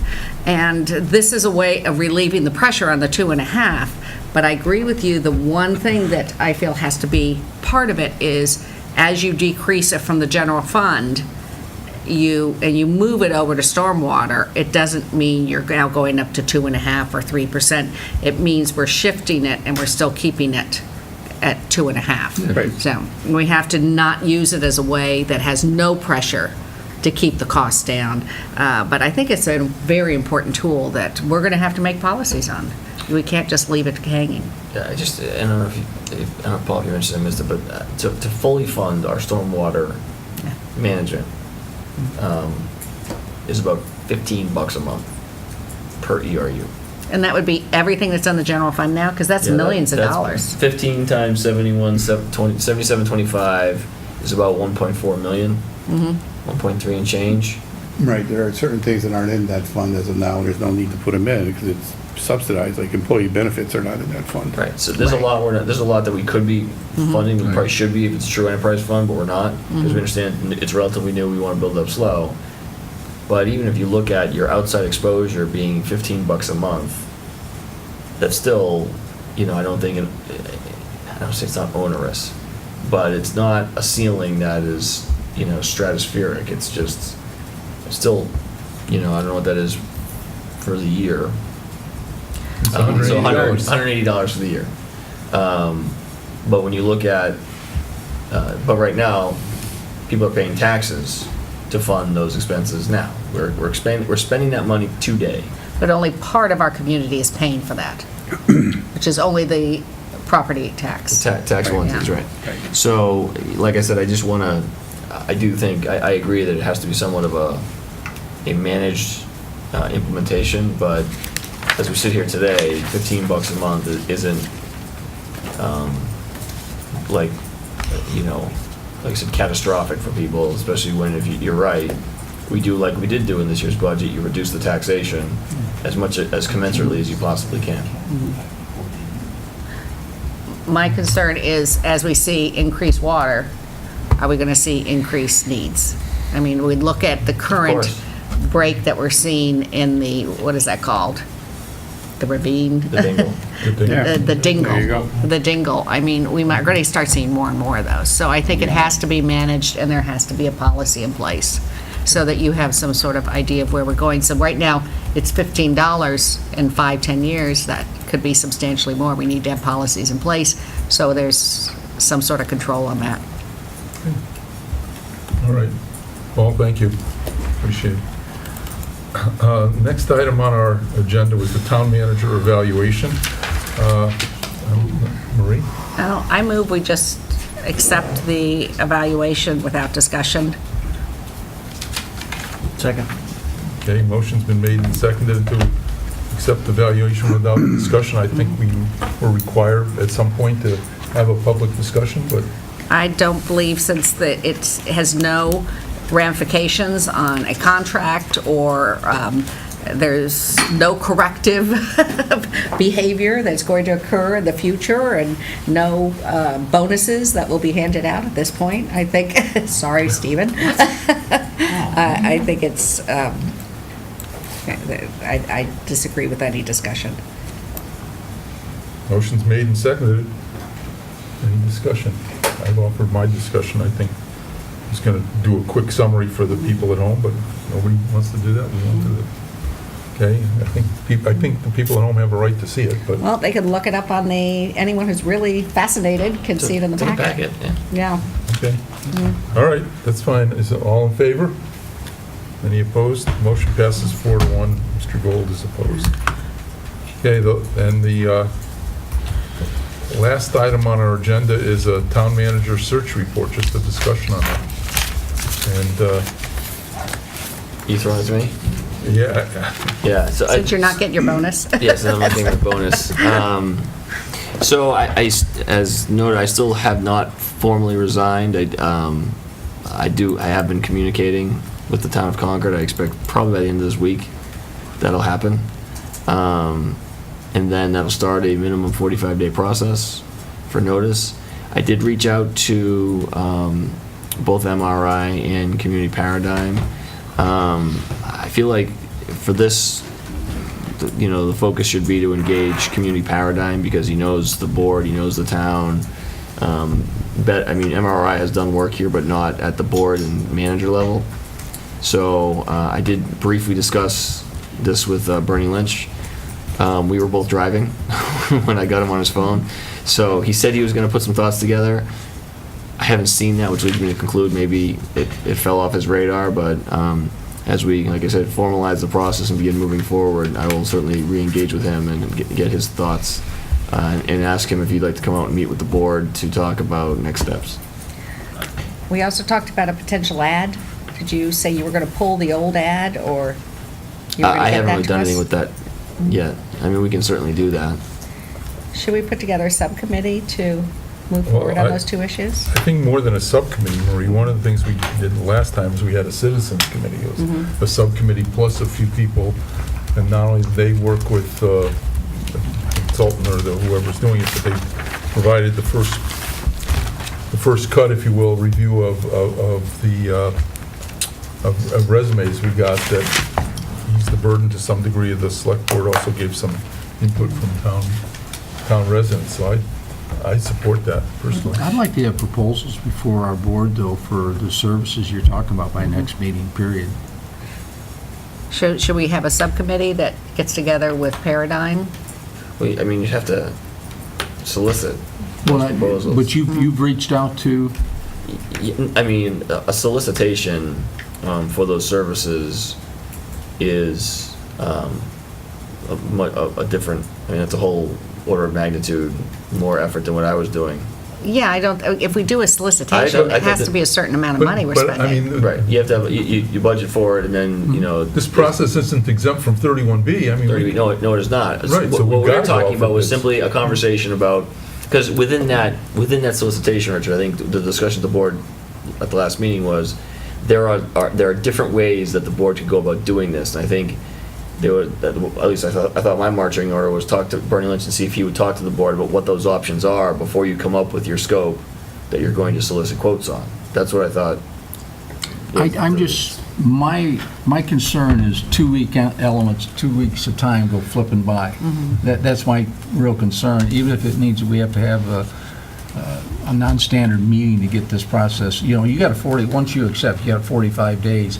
I'd like to see this process fully matured and us vetting before you leave here, personally. But, Richard, I'm not positive, but I think that if Bernie Lynch comes in and advises us on the process, he may be banned from bidding on the proposal, especially if he does anything to help us I thought you had to only develop put it to bed if it was 30,000 or more. I said I'm there- not sure, but I knew there was... It's 50,000. 50,000. It's 3 quotes under 50.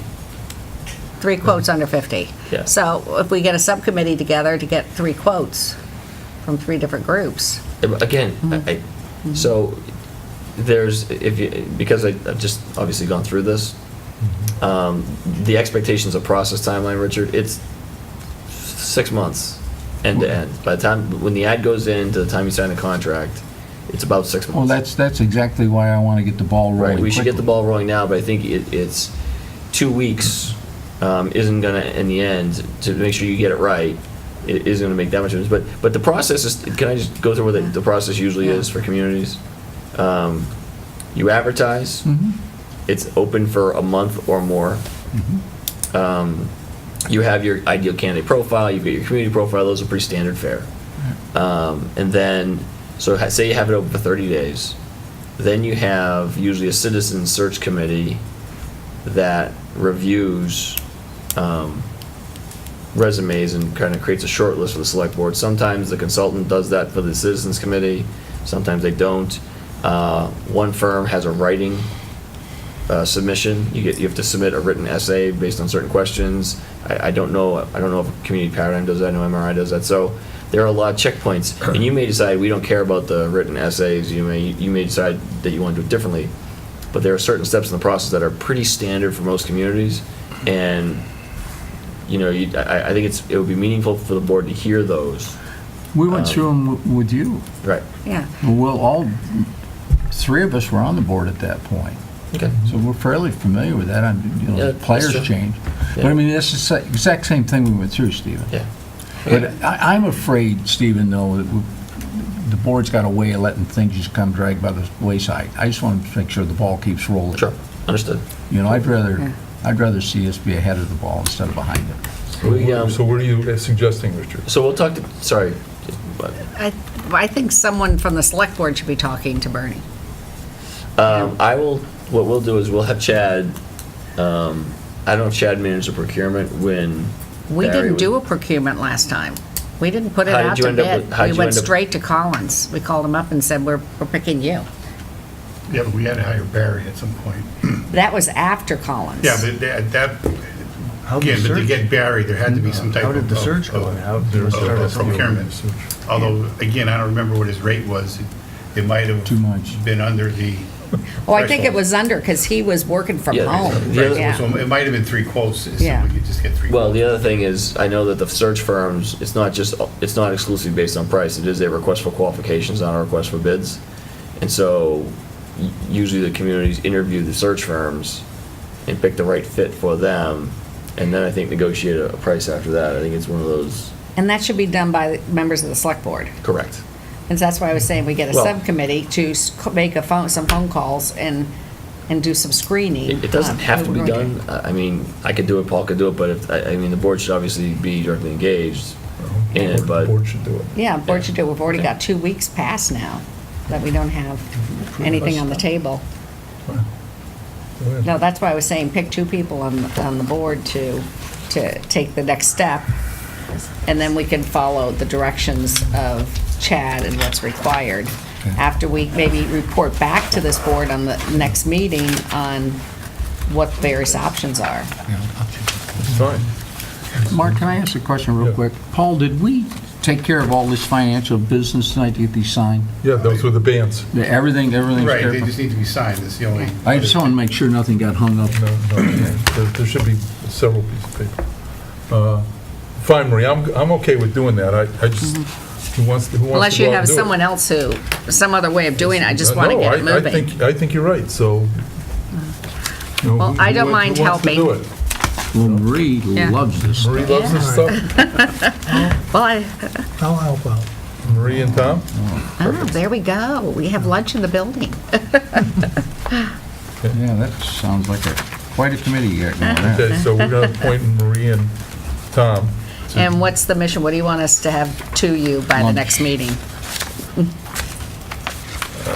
I think it's to identify for us the criteria that we want to use to, Missed that. Yeah, we got to sign both pages. that we want to use to select the consultant. The consultant. Okay, did you want a rough draft of an ad? Yes. Sure, Okay. sure. So anyone who's got potential ads Supposed to or, sign the second, I'm sorry, the Oh. second page? oh, did I sign the wrong thing? No, there's a second page, no one signed. Countersigned and approved by? Yeah, where it says sign here, yeah, we can sign. Okay. All right. So do you have an ad you want to send to Tom and I? Do I? Yeah, if you see something, then you just send it to one of us. And Tom, after the meeting, I'll set up a time we can get together. Yeah, I'll do that, yeah, I'll Just don't make it 9 o'clock tomorrow morning. No. All right. Oh, wait, I got my select board comments. Oh. Yes, go ahead. before you go to executive session. Fine. Okay. So that's why I felt this was really related to us rather than having the residents here waiting for interviews, so I asked to have the select board comments later. The past 6 years, we've been working diligently as a select board to clearly outline the responsibilities and duties of the town manager. What we failed to do was to review and repair our own house, the select board. I've been very concerned about the actions of a member of a board, and I believe that we have to have a serious discussion as a select board on what are our responsibilities and duties as board members. I believe our main duty as a select board is to present a budget and a warrant to town meeting. We discuss, deliberate, vote the budget and each article. What we present the finance committee and the other boards in town meeting is the budget and the warrant of this board. I find it inappropriate and chaotic to have a member of the board go to the other boards that also inform town meeting on the budget, warrant, and encourage them not to support decisions of this board. If a board member disagrees with the decision of the board, he or she has the right to argue on the floor as a citizen. To go to the various boards before town meeting to argue against the decisions of this board undermines the authority of the select board. It's disingenuous to state that the board member is presenting an opinion as a private citizen. As a member of this board, I believe you have the right to a vote and opinion before town meeting. The fact that we were not informed that this was going to happen, I thought was also inappropriate. So I'm putting in a formal protest, and I request that this board, on a future agenda, sit down and we actually start having a discussion on what are the policies regarding duties and responsibilities of being a board member. And that's whether, as a select board, do we believe we must support unanimously the decisions of this board? Do we believe that it's important for, as members of the select board, to not go to the press to discuss a minority opinion? These are things that's never been mentioned or agreed upon about the select board.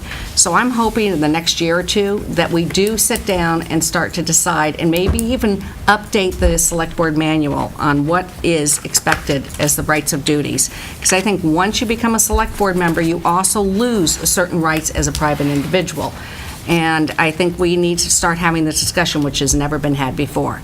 Now, I'm sure other people on this board disagree with my view on what it means to be a board member, but I think we need to start having that discussion.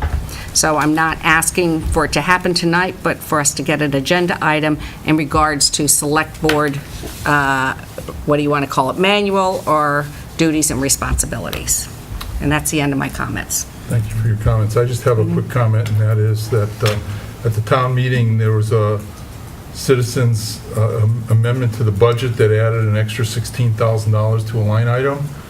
My understanding is that, my reading on it is that the budget is not balanced unless there's a different revenue line put in somewhere, Paul, and I was hoping that you could make that adjustment and, or at least get to us what now is I mean, we need to be moving forward with a balanced budget on July 1st, and based on a different assumption or whatever it is. There's certainly, well, again, we'll go back a step. You may recall that the town manager's budget was $16,000 more than the selectman's budget, and that still met your criteria of the 2% of the 2.5%. So that $16,000 was available in tax levy. Now, so there's ample money to cover it, but I think you're right, Mark.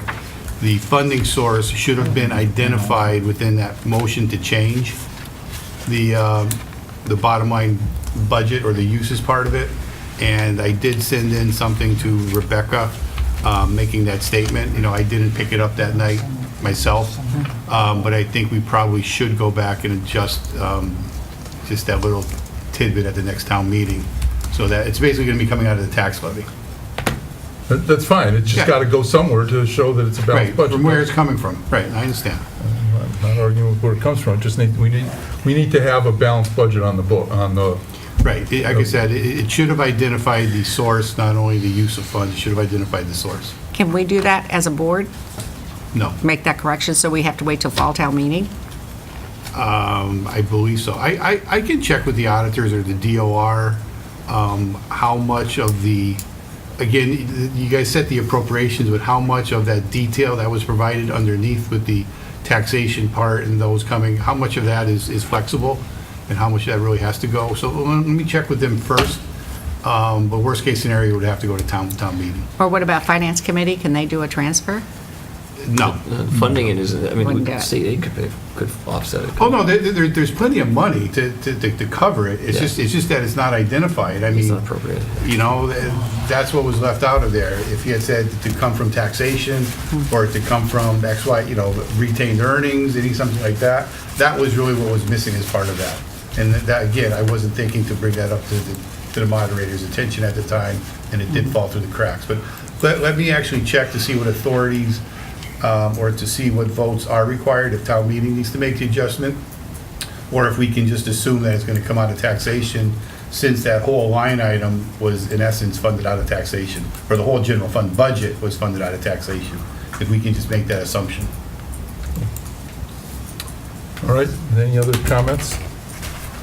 Hearing none, I'd We do have a executive sessions scheduled for just a couple of quick items. If there's, and it stated to discuss strategy with respect to collective bargaining or litigation. So.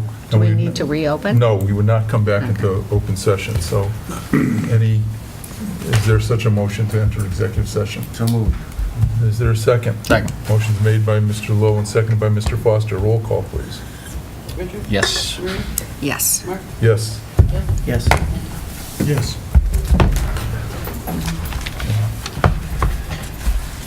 Thank you, folks, very much. This concludes our meeting. Our next meeting in Select Board is June 3rd. I think it's the 3rd, isn't that the Monday? And we will convene back then. Thank you so much.